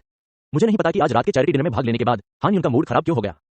इसलिए उसने अपने साथ के 2 अंगरक्षकों को छोड़ दिया और अकेले ही इस रात्रि बार में आ गई। वह निश्चित रूप से यहाँ कोई प्रेम प्रसंग ढूंढने नहीं आई थी। वह तो बस एक ग्लास वाइन पीकर अपने खराब मूड को शांत करना चाहती थी। बस हान यू शायद एक बात भूल गई है, वह ये कि वह बहुत सुंदर दिखती है। बेशक खूबसूरती में कोई बुराई नहीं है, बुराई उन लोगों के लिए है जो इस खूबसूरती को अपना बनाना चाहते हैं। रात्रि बार में बैठे अधिकांश पुरुषों ने सबसे अच्छी महिला को बार के पास बैठे देखा और जल्द ही पहला आदमी उसके पास आया और बोला, हे सुंदरी, क्या तुम्हें कोई आपत्ति नहीं है अगर मैं यहाँ बैठूं। हान युन ने उस आदमी की तरफ देखा तक नहीं, बल्कि वहीं अकेले ही शराब पीता रहा। इस आदमी को पहले से ही स्थिति का अंदाजा था। उसने 2 बार खांसा और फिर अपना परिचय दिया, मैं जिंदाजिन का बॉस हूं। मैं अपनी मर्सिडीज बेंज 400 लेकर घूमने निकलूंगा, है ना। पफ। यह सुनकर लिन हुआन अपनी हंसी नहीं रोक सका। इस आदमी की कीमत वाकई कम है। उसके हाथ में जो पाटेक फिलिप घड़ी है उससे 2 मर्सिडीज बेंज 400 कारें खरीदी जा सकती हैं। उसने घर में घुसने के लिए भी यही घिसा पिटा तरीका अपनाना चाहा और उसे ठुकरा दिया गया। निश्चित रूप से हान यू ने फिर भी उसे नजरअंदाज कर दिया और अंततः वह व्यक्ति जो जिंदाजिन का बॉस होने का दावा करता था अपमानित होकर चला गया। जैसे ही वह आदमी चला गया, एक अन्य मध्यम आयु वर्ग का आदमी जो काफी देर से इंतजार कर रहा था वहां आया। सुंदरी, तुम मेरी पहली गर्लफ्रेंड जैसी दिखती हो। लिन हुआन एक पल के लिए अचंभित रह गया और चुपके से कहा कि उसने ये शब्द कहीं सुने हैं और फिर उसने अपनी आंखें स्थिर कर ली। कमबख्त, क्या यह वह मध्यम आयु वर्ग का चाचा नहीं है जो उस दिन झाओ क्विंग के साथ आया था। इस तरह की बातें भी देवी को चिढ़ाने के लिए होती हैं। क्या आपको लगता है कि आपके पास एक बड़ा चेहरा है। बेशक अधेड़ चाचा ने चाहे जो भी कहा हो, हान यू ने उसकी तरफ देखा तक नहीं और उसे नजरअंदाज कर दिया। जल्द ही अधेड़ चाचा हार गए। मध्यम आयु वर्ग के चाचा अकेले रह गए और फिर अन्य पुरुष रिक्त स्थान को भरने के लिए आ गए। बस बात यह है कि चाहे ये लोग अपनी दौलत का दिखावा कर रहे हों या कला कौशल का खेल खेल रहे हों, हान यू इन सबको नजरअंदाज कर देती है। वो बस बैठकर थोड़ी थोड़ी शराब पीती रहती है और जो लोग बातचीत शुरू करते हैं वो तो हवा के जैसे होते हैं। अंततः कोई इन खेलना चाहता है। एक मध्यम आयु वर्ग का व्यक्ति जो मोटी सोने की चेन पहने हुए था आया और बार्टेंडर से बोला, मेरे लिए एक मार्टिनी बनाओ।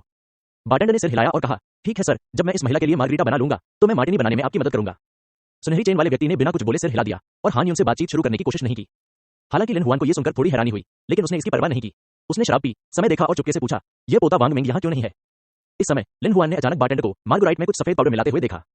मैडम, आपको जो मार्गरीटा चाहिए। बार्टेंडर ने हान यून के सामने गिलास रखा और मुस्कुराया। हान यून ने सिर हिलाया और पीने के लिए कप उठाया। रुको, मैं ये शराब का गिलास नहीं पी सकता। उस महत्वपूर्ण क्षण में लिन हुआन ने उसे याद दिलाने का फैसला किया। हालांकि उसे नहीं पता था कि बार्टेंडर ने उसमें क्या सफेद पाउडर मिलाया था, लेकिन यह निश्चित रूप से अच्छी बात नहीं थी। जैसे ही उसने ये कहा, सुनहरी चेन वाले आदमी और बार्टेंडर के चेहरे बदल गए। हान यू के चेहरे पर भी बहुत कम बदलाव आया है। 20 साल पहले उसी बार में एक आदमी ने उससे यही कहा था। अचानक याद आई, उस याद से हान यू का दिल थोड़ा कांप उठा। उसने अपना सिर घुमाकर लिन हुआन की तरफ देखा और उदासीनता से पूछा, क्यों। लिन हुआन ने अपनी नाक को छुआ और कहा, नहीं, मुझे लगता है कि इस ग्लास वाइन को पीने से समस्याएं पैदा होंगी। हान यू ने बार्टेंडर की ओर देखा और उदासीनता से पूछा, क्या तुमने इस वाइन के गिलास में कुछ मिलाया है। बार्टेंडर का चेहरा पीला पड़ गया और उसने तुरंत इनकार कर दिया, नहीं, बिल्कुल नहीं, वह खून थूक रहा है। लिन हुआन ने अपनी भौहें उठाई और व्यंग्यात्मक लहजे में कहा, क्या तुम शराब का ये गिलास पीने की हिम्मत करोगे। मैं। बार्टेंडर का स्वर स्थिर था और उसने मुस्कुराने की कोशिश की। यह वह शराब है जिसे मैंने ग्राहकों के लिए तैयार किया है, मैं इसे कैसे पी सकता हूँ। इस समय सुनहरी चेन वाले ने अपना मुंह खोला और कहा, लड़के, क्या तुम जानबूझकर कुछ खोजने की कोशिश कर रहे हो। यहाँ से चले जाओ और लाओजी को शराब पीने में खलल मत डालो।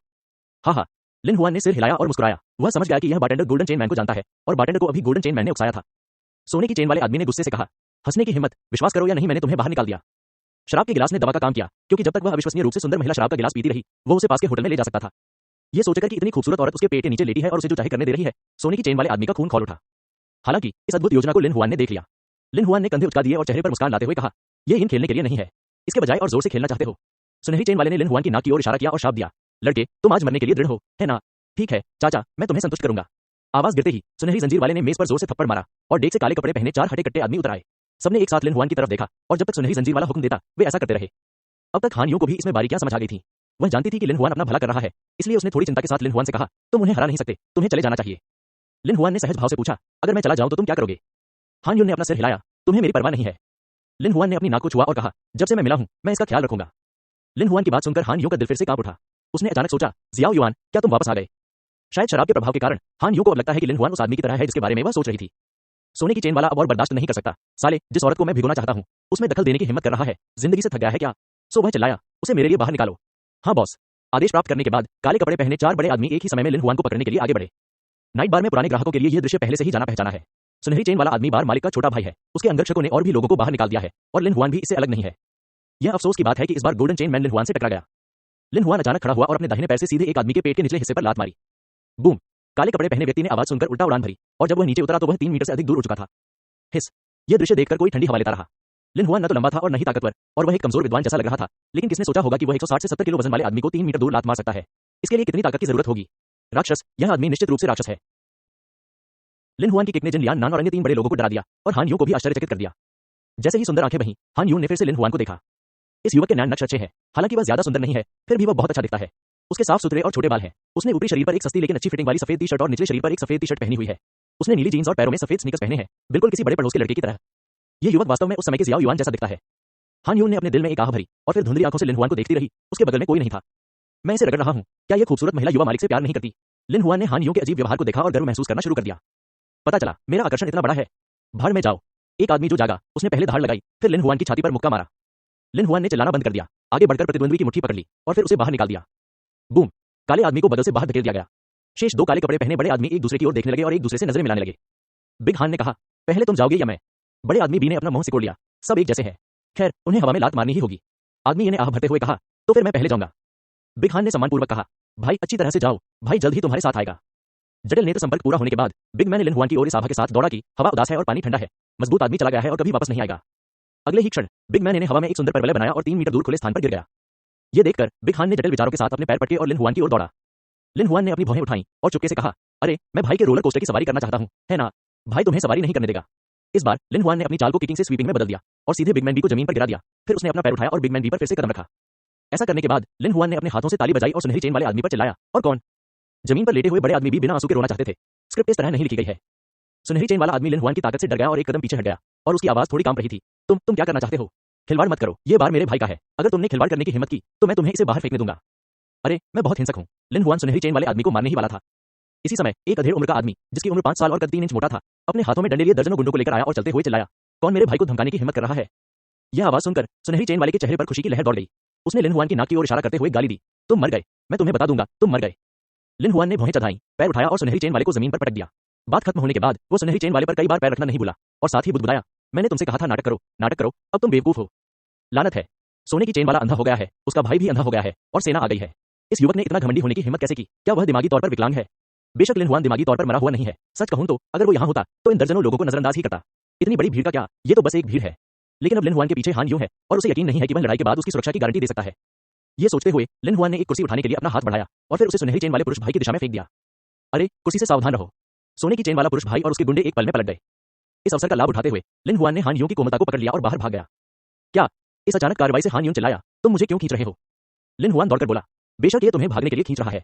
अगर तुम यहाँ रहना चाहती हो तो रह सकती हो, बशर्ते तुम्हें सोने की चेन वाले आदमी द्वारा अभद्र व्यवहार किए जाने का डर न हो।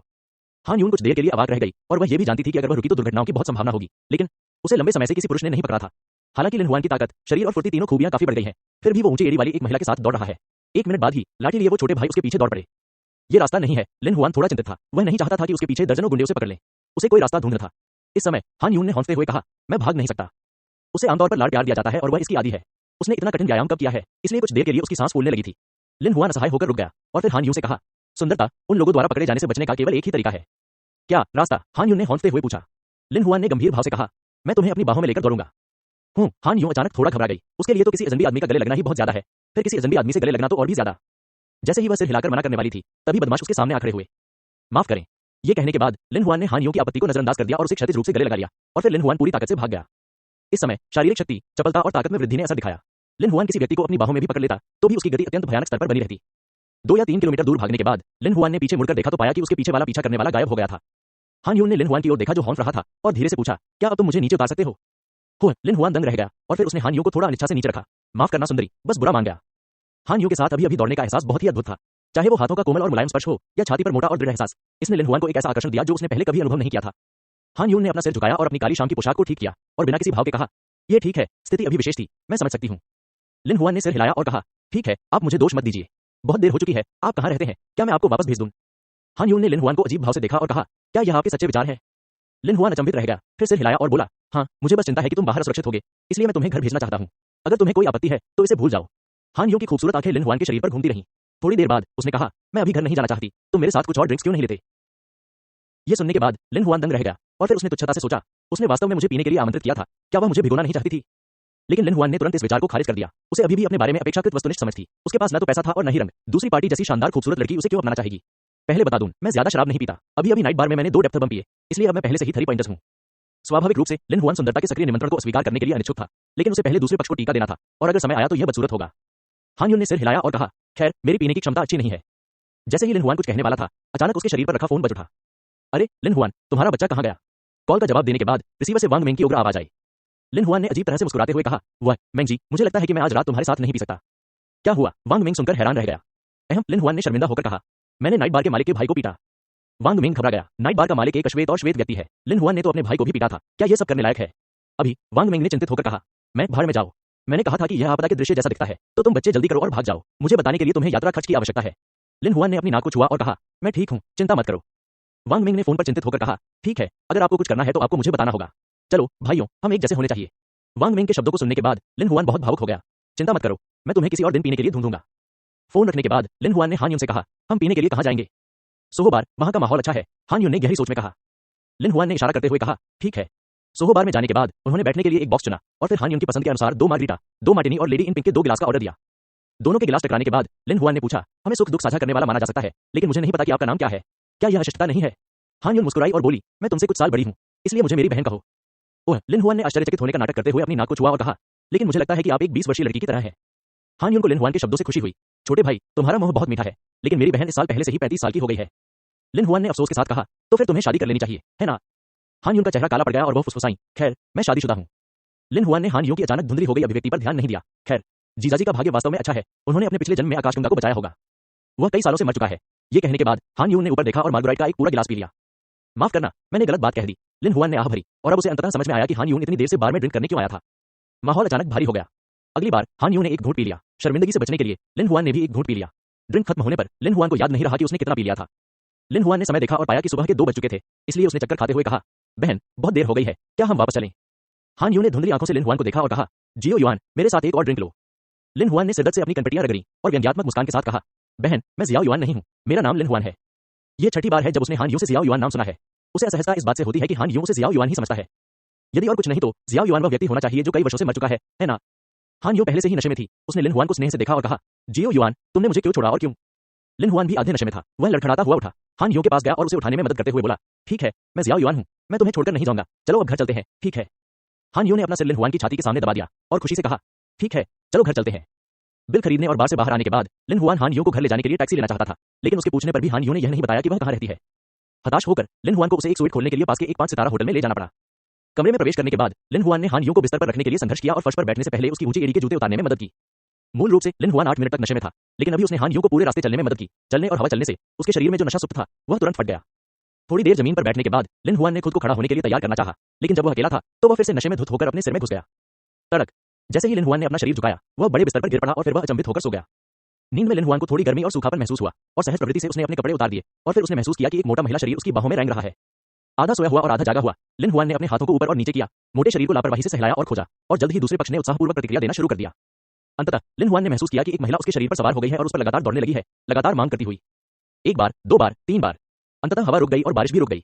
आधी रात को हान यूं अचानक जाग उठी। उसने नीचे से आती ठंडक महसूस की। उसने लिन हुआन की तरफ देखा जो 1 इंच भी नहीं देख पा रही थी। फिर उसने उस अस्त व्यस्त युद्ध क्षेत्र को देखा। उसका चेहरा एक पल के लिए बर्फ की तरह सफेद हो गया। मैं इस तरह का काम कैसे कर सकता हूँ? इस समय हान यू का मूड बेहद जटिल था, जिसमें पछतावा, शर्म और लंबे सूखे के बाद हार्दिक भावना थी। काफी देर बाद हान यून ने एक लंबी आह भरी। उसे भी नशे में होना चाहिए। मुझे उम्मीद है कि उसे पता नहीं होगा कि क्या हुआ। आखिरकार हान यून ने शरीर के दर्द को सहा और युद्ध क्षेत्र को कुछ देर के लिए साफ किया। फिर उसने अपना अंडरवियर पहना, कुन बैग उठाया और ऊंची एड़ी के जूते पहनकर होटल के स्वीट से बाहर निकल गई। सुबह 10 बजे लिन हुआन अंततः अपनी गहरी नींद से जाग गया। उसने असमंजस में अपनी आंखें खोली और फिर पर्दों के बीच से कमरे में आ रही तेज धूप को देखा। वह अभी भी थोड़ा असमंजस में था। इसी समय सिस्टम प्रॉम्प्ट अचानक बज उठा। डिंग, मेजबान को मैच्योर सेरेमनी उपलब्धि हासिल करने के लिए बधाई, जिसमें 119 अनुभव अंक, 2400 सिस्टम अंक और 4 उपलब्धि अंक मिलेंगे। डिंग, डेवलपर वॉट को सफलतापूर्वक अनलॉक करने के लिए होस्ट को बधाई। परिपक्व उपहार, डेवलपर का खजाना। लिन हुआन, जो अभी जागा था, इस समय थोड़ा चकित था। क्या वह अभी सोया नहीं था? उसने कैसे उपलब्धि हासिल की और इस उपलब्धि ने वास्तव में 4 उपलब्धि अंक दिए? ये सोचकर लिन हुआन ने जल्दी से सिस्टम में प्रवेश किया और जांच की। मॉर्निंग सेरेमनी उपलब्धि। एक ऐसे व्यक्ति के रूप में जो ईश्वर स्तर का एजेंट बनने के लिए दृढ़ है, वह हर समय कुंवारी टोपी कैसे पहन सकता है? इसलिए बहादुर लड़की, कृपया जितनी जल्दी हो सके कुंवारी टोपी उतारने के लिए अपना सर्वश्रेष्ठ प्रयास करें। सही। नोट 1। इस उपलब्धि के लिए मूल पुरस्कार 30 अनुभव अंक और 600 सिस्टम अंक है। इस उपलब्धि को प्राप्त करने के 3 घंटे के भीतर प्रत्येक अतिरिक्त व्यक्ति असीमित बार पुरस्कार के लिए अतिरिक्त 30 अनुभव अंक और 600 सिस्टम अंक प्राप्त कर सकता है। नोट 2। इस उपलब्धि के लिए प्राप्त उपलब्धि अंकों की संख्या मेजबान के प्रदर्शन से संबंधित है। कोई व्यक्ति एक उपलब्धि अंक प्राप्त कर सकता है और इसी तरह। जानकारी पढ़ने के बाद लिन हुआन को लगा कि पूरा व्यक्ति अच्छा नहीं था और इस उपलब्धि के बारे में जानकारी की मात्रा बहुत अधिक थी, है ना? लिन हुआन ने अपना माथा रगड़ा, अपने विचारों को सुझाया और फिर खुद से बुदबुदाया। सिस्टम ने मुझे याद दिलाया कि मुझे 119 अनुभव अंक, 2400 सिस्टम अंक और 4 उपलब्धि अंक मिले थे। दूसरे शब्दों में, मैं एक रात में 4 साल का हो गया। यह एक अंकगणितीय समस्या है जिसे प्राथमिक विद्यालय के छात्र हल कर सकते हैं। हालांकि लिन हुआन एक बदमाश है, फिर भी वह आसानी से इस निष्कर्ष पर पहुंच जाता है जिससे वह कुछ हद तक संतुष्ट हो जाता है। रात में 4 बार, मैं अभी भी बहुत मजबूत हूं। जियाओए, रुको, 120 अनुभव अंक क्यों नहीं? ये सोचते हुए लिन हुआन ने जल्दी से पूछा, बटलर, क्या आप मुझे रैंक करने की कोशिश कर रहे हैं? बटलर ने धीमी आवाज में जवाब दिया, सिस्टम के निर्णय के अनुसार मेजबान के पास वर्तमान में द्वितीय स्तरीय एजेंट बनने की स्थितियां नहीं है। लिन हुआन ये सुनकर क्रोधित हो गया। जी, अयोग्य होने का क्या मतलब है? कृपया स्पष्ट करें। प्रबंधक ने उत्तर दिया, मेजबान को मजबूत बनने का सही अर्थ नहीं पता चला है। मजबूत बनने का असली मतलब क्या है? लिन हुआन ने भौहें चढ़ाते हुए सोचा, क्या पैसे, ताकत और औरतों के लिए मजबूत बनना नहीं है? या यूं कहें कि करियर और प्यार के लिए मजबूत बनना? लंबे समय तक सोचने के बाद लिन हुआन को मजबूत बनने का सही अर्थ समझ नहीं आया, इसलिए उसने उल्टी कर दी। ठीक है, मुझे लगता है कि सिस्टम डेवलपर एक दार्शनिक होना चाहिए। मेजबान ऐसा क्यों सोचता है? बटलर का आयमान उच्च प्रतीत होता है और वह भी वापस पूछता है। लिन हुआन ने गहरी सांस ली और फिर चिल्लाया, क्योंकि केवल दार्शनिक ही ऐसी समस्याओं के बारे में सोच सकते हैं। 80। रात में कई बार इस समस्या को सुलझाने के बाद लिन हुआन एक और गंभीर समस्या के बारे में सोचने लगा, यानी मैंने उस कुंवारे आदमी की टोपी कैसे उतारी? वह औरत कौन है जिसने मुझसे पहली बार पूछा था? उसने कल रात सचमुच बहुत ज्यादा शराब पी ली थी और उसे वास्तव में याद नहीं था कि होटल आने के बाद क्या हुआ। अचानक लिन हुआन के दिमाग में बिजली कौन थी? क्या यह हो सकता है? मैं चलता हूं, क्या यह वही बड़ी बहन नहीं है जो कल रात इतनी सुंदर थी? छोटे मालिक को उसने पीछे धकेल दिया था। इस संभावना के बारे में सोचते ही लिन हुआन का खून एक पल में उबल पड़ा। वह एक ऐसी महिला थी जिसका आकर्षण लो बिंगयान, झाओ किंग्या और जियाओ जियाओ से भी ज्यादा था। यदि उसने सचमुच उसे पहली बार दिया है तो उसने सचमुच बहुत पैसा कमाया है। अभी अभी जियाओ को इस मामले का कोई आभास क्यों नहीं है? ऐसी शानदार परिपक्व महिला के साथ होने के विचार से, लेकिन उसके दिमाग में कोई प्रभाव नहीं था। लिन हुआन फिर से व्यथित हो गया। काफी देर तक अपनी छाती पीटने के बाद लिन हुआन अंततः अस्थायी रूप से शांत हो गया। खैर, अब तो सब कुछ हो चुका है, इसलिए अब उसे कल रात वाली खूबसूरत बहन को ढूंढना है और फिर उससे पूछना है कि वह खुद को क्यों पीछे धकेल रही है। बटलर, तुम्हें कल रात वाली महिला की पहचान पता होनी चाहिए। लिन हुआन के विचार में यह प्रणाली बहुत शक्तिशाली है। चूंकि यह उस समय झाओ क्विंग्या और छाया की पहचान पहले से जानती थी, इसलिए स्वाभाविक रूप से इसे सुंदर बहन की पहचान भी पता होनी चाहिए। चूंकि इसमें होस्ट की व्यक्तिगत गोपनीयता शामिल है, इसलिए जब होस्ट एक्सेस होगा तो सिस्टम स्वचालित रूप से मौन अवस्था में प्रवेश कर जाएगा। यह सुनकर लिन हुआन के माथे पर 3 काली रेखाएं उभर आईं। बटलर, कृपया सीधे ऐसा मत कहिए, ठीक है? लिन हुआन को शिकायत करने के बाद काफी सुकून मिला। शुक्र है कि सिस्टम डेवलपर को दूसरों की निजता में ताक झांक करने का कोई बुरा शौक नहीं था, वरना भविष्य में जब वह दूसरी महिलाओं से दोस्ती करेगा तो सिस्टम कभी भी उसकी निगरानी कर रहा होगा, इसलिए उसे कितना परेशान होना पड़ेगा। खैर, ऐसा लगता है कि मैं इसे स्वयं ही ढूंढ सकता हूं। इस समस्या को अस्थायी रूप से दबाते हुए लिन हुआन ये देखने की योजना बनाता है कि डेवलपर का खजाना क्या है। सिस्टम में प्रवेश करने के बाद लिन हुआन ने पाया कि सिस्टम इंटरफेस पर एक अतिरिक्त डेवलपर्स ट्रेजरी विकल्प मौजूद था। उसने क्लिक किया और फिर वह सुनहरे बॉर्डर वाले ऑनलाइन बैंकिंग जैसे इंटरफेस में प्रवेश कर गया। इस इंटरफेस में 2 विकल्प हैं, खाता अवलोकन और विनिमय राशि। लिन हुआन ने खाता अवलोकन पर क्लिक किया और फिर संख्याओं की एक श्रृंखला उसके सामने प्रकट हुई जिसने उसके दिल की धड़कन को तेज कर दिया। होस्ट के शेष सिस्टम अंक 5460 अंक हैं। विनिमय योग्य राशि 5460 000 चीनी मुद्रा है। लिन हुआन ने सोचा कि उसने इसे गलत पढ़ा है, इसलिए उसने अपनी आंखें रगड़ी और इसे फिर से पढ़ा। तब उसने पाया कि उसने इसे सही पढ़ा था। यह वास्तव में 8 आंकड़े थे। 5000 और 6 लाख चीनी सिक्के। प्रभु, मैं करोड़पति हूं। इस समय प्रबंधक ने याद दिलाया, यह सिस्टम डेवलपर द्वारा होस्ट के लिए छोड़ा गया एक वॉल्ट है जिसे इच्छानुसार चीनी सिक्कों के लिए एक्सचेंज किया जा सकता है। एक्सचेंज नियम 10,000 चीनी सिक्कों के लिए एक सिस्टम पॉइंट है। लिन हुआन शांत हो गया और पूछा, क्या इस तिजोरी के लिए कोई विनिमय सीमा है? स्टीवर्ड, नहीं, मेजबान के पास चाहे जितने भी अंक हों, उन्हें इच्छानुसार समतुल्य चीनी मुद्रा में बदला जा सकता है। अरे, ये तो आसमान के सामने है। लिन हुआन ने गहरी सांस ली। अगर आप एक सिस्टम पॉइंट को 10,000 चीनी सिक्कों में बदल दें तो वो जल्द ही अरबपति बन जाएगा। जब तक लिन हुआन पर्याप्त कार्य और उपलब्धियां पूरी कर सकता है, तब तक दुनिया का सबसे अमीर आदमी बनना भी असंभव नहीं है। पुकारना। लिन हुआन ने गहरी सांस ली, अपनी उत्तेजना को दबाया और फिर विनिमय राशि विकल्प पर क्लिक किया। तभी उसकी आंखों के सामने एक डायलॉग बॉक्स प्रकट हुआ। इस डायलॉग बॉक्स के 2 भाग हैं। सामने वाला भाग इनपुट इंटरफेस है, जहां आप वे पॉइंट दर्ज कर सकते हैं जिन्हें आप खर्च करना चाहते हैं, और पीछे वाला भाग वह विशिष्ट राशि है जिसका आदान प्रदान किया जा सकता है। लिन हुआन ने 100 दर्ज करने की कोशिश की और फिर संवाद बॉक्स के पीछे 1000,000 की संख्या दिखाई दी। लिन हुआन ने कांपते हाथ से पुष्टि करने के लिए क्लिक किया। एक सफेद रोशनी चमकी और सिस्टम बैकपैक में 1 मिलियन नकद दिखाई दिए। लिन हुआन ने अपने बैग से 10,000 युआन निकाले और उसे चेक किया और पाया कि वे सभी नए असली बैंक नोट थे। मैंने इसे मिटा दिया, अमीर हो गया। लिन हुआन को अब तक सपने देखने का भ्रम था। अपनी खूबसूरत बहन के साथ समय बिताने के बाद उसने परिपक्व समारोह की उपलब्धि हासिल की। उसे न केवल अनुभव अंक और उपलब्धि अंक मिले, बल्कि उसने तिजोरी भी खोली जिसके बदले ढेर सारे चीनी सिक्के मिले। उसे इतनी अच्छी चीज कैसे मिली? लंबे समय के बाद लिन हुआन अपनी उत्तेजना से शांत हो गया और फिर उसने व्यक्तिगत विशेषता इंटरफेस को फिर से खोला। मेजबान लिन हुआन। स्तर 1 जूनियर एजेंट। अनुभव मूल्य 999/1000। शक्तिमान 21। सहन शक्ति 20। चपलता 22। सिस्टम अंक 5360 अंक। उपलब्धि अंक 9 अंक। कौशल प्राथमिक चुपके कौशल, भगवान स्तर की लड़ाई कौशल, ऊपरी भाग भगवान स्तर की कार ड्राइविंग कौशल। वर्तमान में पूरे किए जाने वाले कार्य ड्रैगन की छाया में शामिल हों, नेता का कार्यभार संभालें और गायब होने के मामले को सुलझाने में झाओ इंडिया की सहायता करें। बहुत अच्छा। अनुभव उन्नयन में लगभग 1 अंक। उपलब्धि प्रणाली मॉल खोलने से 1 उपलब्धि अंक कम। लिन हुआन ने समय देखा तो पता चला कि सुबह के 11 बज रहे थे। शुक्र है कि आज वीकेंड है और काम पर जाने की जरूरत नहीं है, वरना वह काम से अनुपस्थित रहता। थोड़ी देर सफाई करने के बाद लिन हुआन चेकआउट करने के लिए फ्रंट डेस्क पर गए और फिर दोपहर के भोजन के लिए पास में एक फास्ट फूड रेस्टोरेंट ढूंढा। दोपहर के भोजन के बाद लिन हुआन ने बीती रात सड़क किनारे पार्किंग में खड़ी BMW को भगाने की योजना बनाई, लेकिन जब वह वहां पहुंचा तो उसने पाया कि नाइट बार को सील कर दिया गया था। चाचा, इस बार को क्या हुआ? इसे क्यों ब्लॉक कर दिया गया? जब लिन हुआन को जिज्ञासा हुई तो उसने पास के न्यूज स्टैंड पर बैठे बूढ़े व्यक्ति से पूछा। बूढ़े ने सिर हिलाया, भौहें चढ़ाई और कहा, पता नहीं।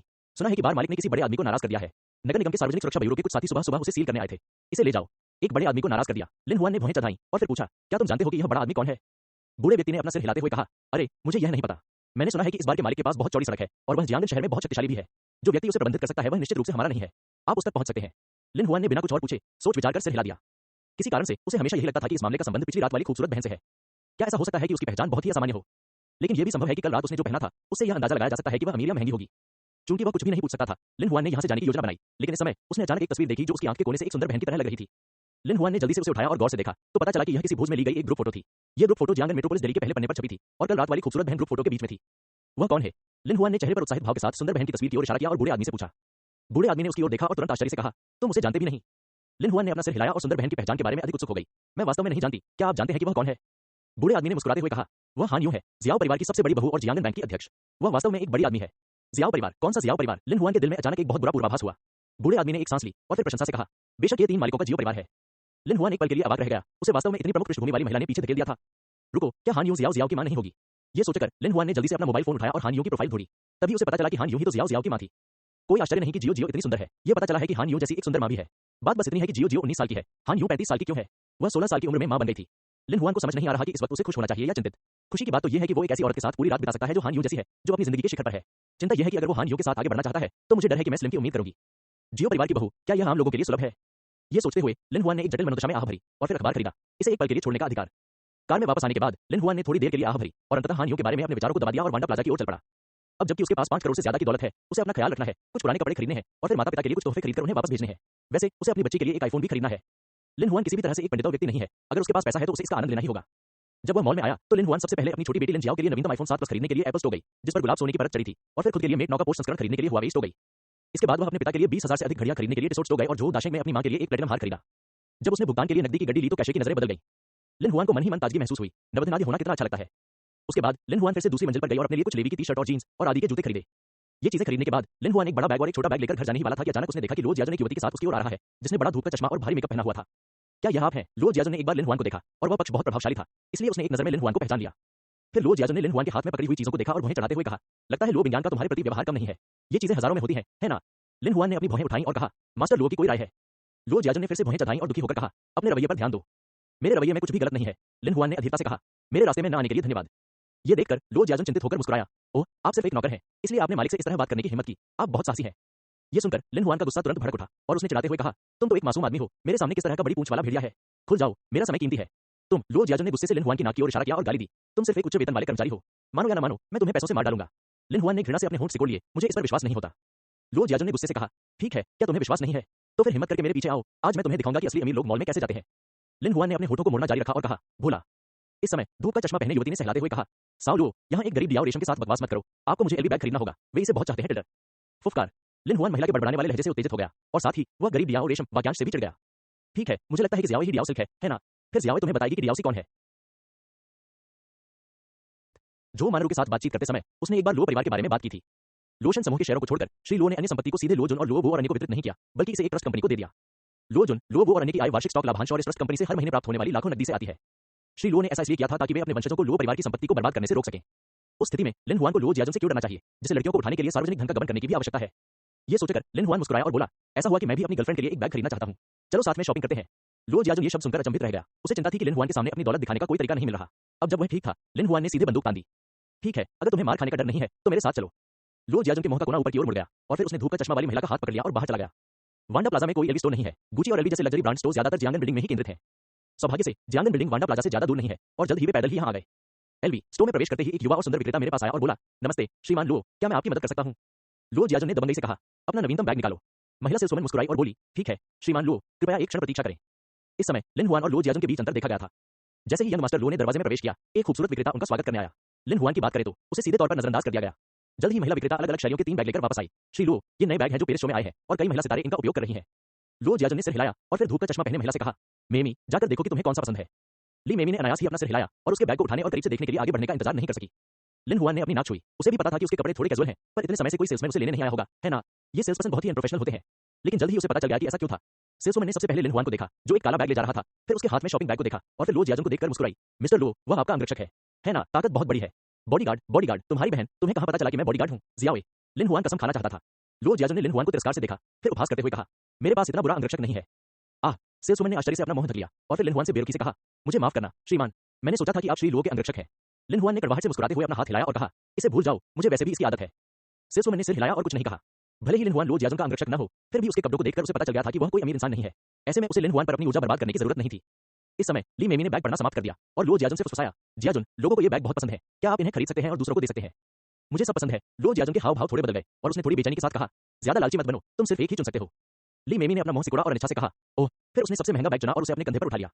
सेल्सवुमन ने प्रशंसा करते हुए कहा, मिस, आपकी पीठ पर यह बैग लटकाए हुए आपका स्वभाव सचमुच बहुत अच्छा है। आपकी दृष्टि सचमुच बहुत अच्छी है। ली मेमी विजयी भाव से मुस्कुराई, फिर उत्तेजना से भरी आंखों से लिन हुआन की ओर देखा। अब जबकि ग्राहक ने बैग चुन लिया है, विक्रेता महिला शेष 2 बैग वापस रखने के लिए तैयार है।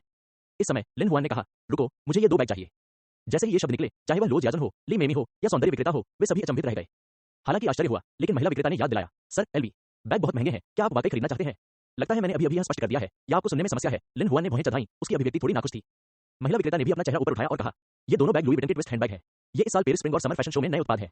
इनकी कीमतें क्रमशः 31,000 युआन और 42,000 युआन हैं। क्या आप वाकई खरीदना चाहते हैं? लिन हुआन ने अपना सिर हिलाया और मुस्कुराया। ये देखकर लुओ जियाजुन ने मजाक उड़ाया और कहा, हो, बिना ताकत के मजबूर होने का नाटक करना हास्यास्पद है। ली मेमी ने भी अजीब तरीके से कहा, ओह, मुझे लगा कि वह वास्तव में इसे खरीदने जा रहा है। ये सिर्फ बातचीत, हंसी, बहुत शर्मनाक निकला टिलर। इस समय महिला विक्रेता ने खराब लहजे में कहा, सर, अगर आपके पास हमारे उत्पाद खरीदने की कोई योजना नहीं है, तो कृपया बाहर जाएं। यहाँ अन्य ग्राहकों के खरीदारी के अनुभव को प्रभावित न करें। लिन हुआन ने अभी भी एक शब्द नहीं कहा, लेकिन उसके चेहरे पर अभिव्यक्ति बेहद उदास हो गई थी। मुझे नीचा देखो, है ना? सोचो मेरे पास पैसे नहीं है ना? ठीक है, तो मैं तुम्हें पैसों से डराकर मार डालूंगा। लिन हुआन ने अपना बैग निकाला, जिपर को झटके से खोला और अपना हाथ अंदर डाला और फिर उसने 100 युआन के नोटों के बंडल निकाले और उन्हें जमीन पर रख दिया। खोदते समय वह बुदबुदाया, 10,000, 20,000, 30,000। अंत में उसने 10 बंडल बैंक नोटों को बड़े करीने से जमीन पर रख दिया और फिर लिन हुआन ने अपना सिर उठाकर स्तब्ध लुओ जियाजुन और अन्य लोगों को देखा और कहा, क्षमा करें, जब मैं बाहर जाता हूं तो मुझे नकदी लाना पसंद है। फिर उसने महिला विक्रेता की ओर इशारा करते हुए कहा, कौन, आओ और गिनकर देखो कि क्या पैसे उन 2 बैगों को खरीदने के लिए पर्याप्त है। सेल्सवुमन का चेहरा तुरंत लाल हो गया। यह बदसूरत आदमी अपने साथ इतना सारा पैसा क्यों रखता है? शुरू में तो वह अमीर क्यों नहीं लगता? क्या वह जानबूझकर खुद को नीचा दिखा रहा है? इस समय महिला विक्रेता अपने दिल में लिन हुआन से नफरत करती थी और उससे डरती थी। लुओ जियाजुन का मूड इस समय ज्यादा अच्छा नहीं था। उसने अभी लिन हुआन का मजाक उड़ाया था कि उसके पास कोई ताकत नहीं है और वह मजबूर होने का नाटक कर रहा है, लेकिन वह प्रतिद्वंद्वी की ताकत के आगे हार गया। नीमा, इस कमीने के बैग में कितना कैश है? क्या इसने अभी बैंक लूटा है? दूसरी तरफ ली मेमी हैरान थी और उसने अपना छोटा सा मुंह ढक लिया। उसने कई अमीर लोगों को देखा था, लेकिन लिन हुआन जैसा कोई व्यक्ति पहली बार देखा था जो असहमति के बावजूद नकद भुगतान कर देता है। अब ऐसा लगता है कि लिन हुआन को शर्म नहीं आ रही है, बल्कि वह और लुओ जियाजुन शर्मिंदा है। हाँ, लुओ जियाजुन ने अस्वाभाविक रूप से मुस्कुराते हुए कहा, सहायक लिन, आप कब से अपना वेतन बचा रहे हैं? यह वाक्य सुनते ही महिला विक्रेता की आंखें चमक उठीं और उसका पूरा व्यक्तित्व तुरंत सशक्त हो गया। हाँ, यह वह वेतन होगा जो उसने कई वर्षों तक काम करके बचाया था, लेकिन किसी अज्ञात कारण से उसने सारा पैसा निकाल लिया और अपने ऊपर डाल लिया। अब उसने सारा पैसा सिर्फ उस मोटे आदमी को, जिसका चेहरा सूजा हुआ था, खिलाने के लिए निकाल लिया। ऐसा ही होना चाहिए। ये सोचते ही महिला विक्रेता के चेहरे पर फिर से चमक आ गई और उसने शांति से कहा, सर, कृपया उत्साहित न हो। मुझे लगता है कि आपको इस बारे में सोचना चाहिए कि क्या आप सचमुच अपनी मेहनत की कमाई से बैग खरीदना चाहते हैं। वाह, मैं सचमुच तुम्हारी कल्पनाशीलता की प्रशंसा करता हूँ। लिन ने बेबसी से आह भरी, फिर वह नीचे बैठा, 72,000 युआन गिने और उन्हें कैश रजिस्टर पर रखते हुए बोला, अरे, ये 2 हैं। एक बैग के लिए पैसे पर क्लिक करो। अगर कोई दिक्कत न हो तो कृपया बैग को बैग में रखने में मेरी मदद करो। सेल्सवुमन ने असहायता से अपना सिर हिलाया, लिन हुआन को दया भरी नजर से देखा और फिर पैसे गिने। ये पुष्टि करने के बाद कि कोई समस्या नहीं है, उसने चुपचाप 2 नए बैग हैंडबैग में डाल दिए और फिर उन्हें लिन हुआन के हाथ में सौंप दिया। खांसी, शायद उसे लगा कि अभी उसकी बदनामी हुई है, इसलिए लुओ जियाजुन ने सूखी खांसी की और फिर ली मेमी से कहा, मे, चलो दूसरी मंजिल पर चलते हैं और 2 और कपड़े लेते हैं। साओ लुओ, तुम मेरे प्रति बहुत दयालु हो, मैं तुमसे प्यार करता हूँ, है ना? ली मेमी ने आश्चर्य में लुओ जियाजुन को कुछ बार चूमा और फिर उसका हाथ पकड़कर दूसरी मंजिल पर ले गई। लिन हुआन ने अपनी नाक को छुआ, बचे हुए पैसे को वापस बैग में भर लिया और फिर पीछे चलने के लिए अपना पैर उठाया। अप्रत्याशित रूप से महिला विक्रेता ने अपना हाथ बढ़ाया और उसे रोक दिया। सर, दूसरी मंजिल पर रेडीमेड कपड़े बहुत महंगे हैं, मैं आपको सलाह देती हूँ कि आप ऊपर न जाएं। एक के बाद एक महिला विक्रेता द्वारा नीची नजर से देखे जाने के बाद लिन हुआन के दिल में गुस्सा लगभग असहनीय हो गया। यह आपके बिक्री कौशल में से एक होना चाहिए, है ना? महिला विक्रेता एक क्षण के लिए आश्चर्यचकित हो गई और उसने हैरानी से पूछा, कौन सी बिक्री तकनीकें?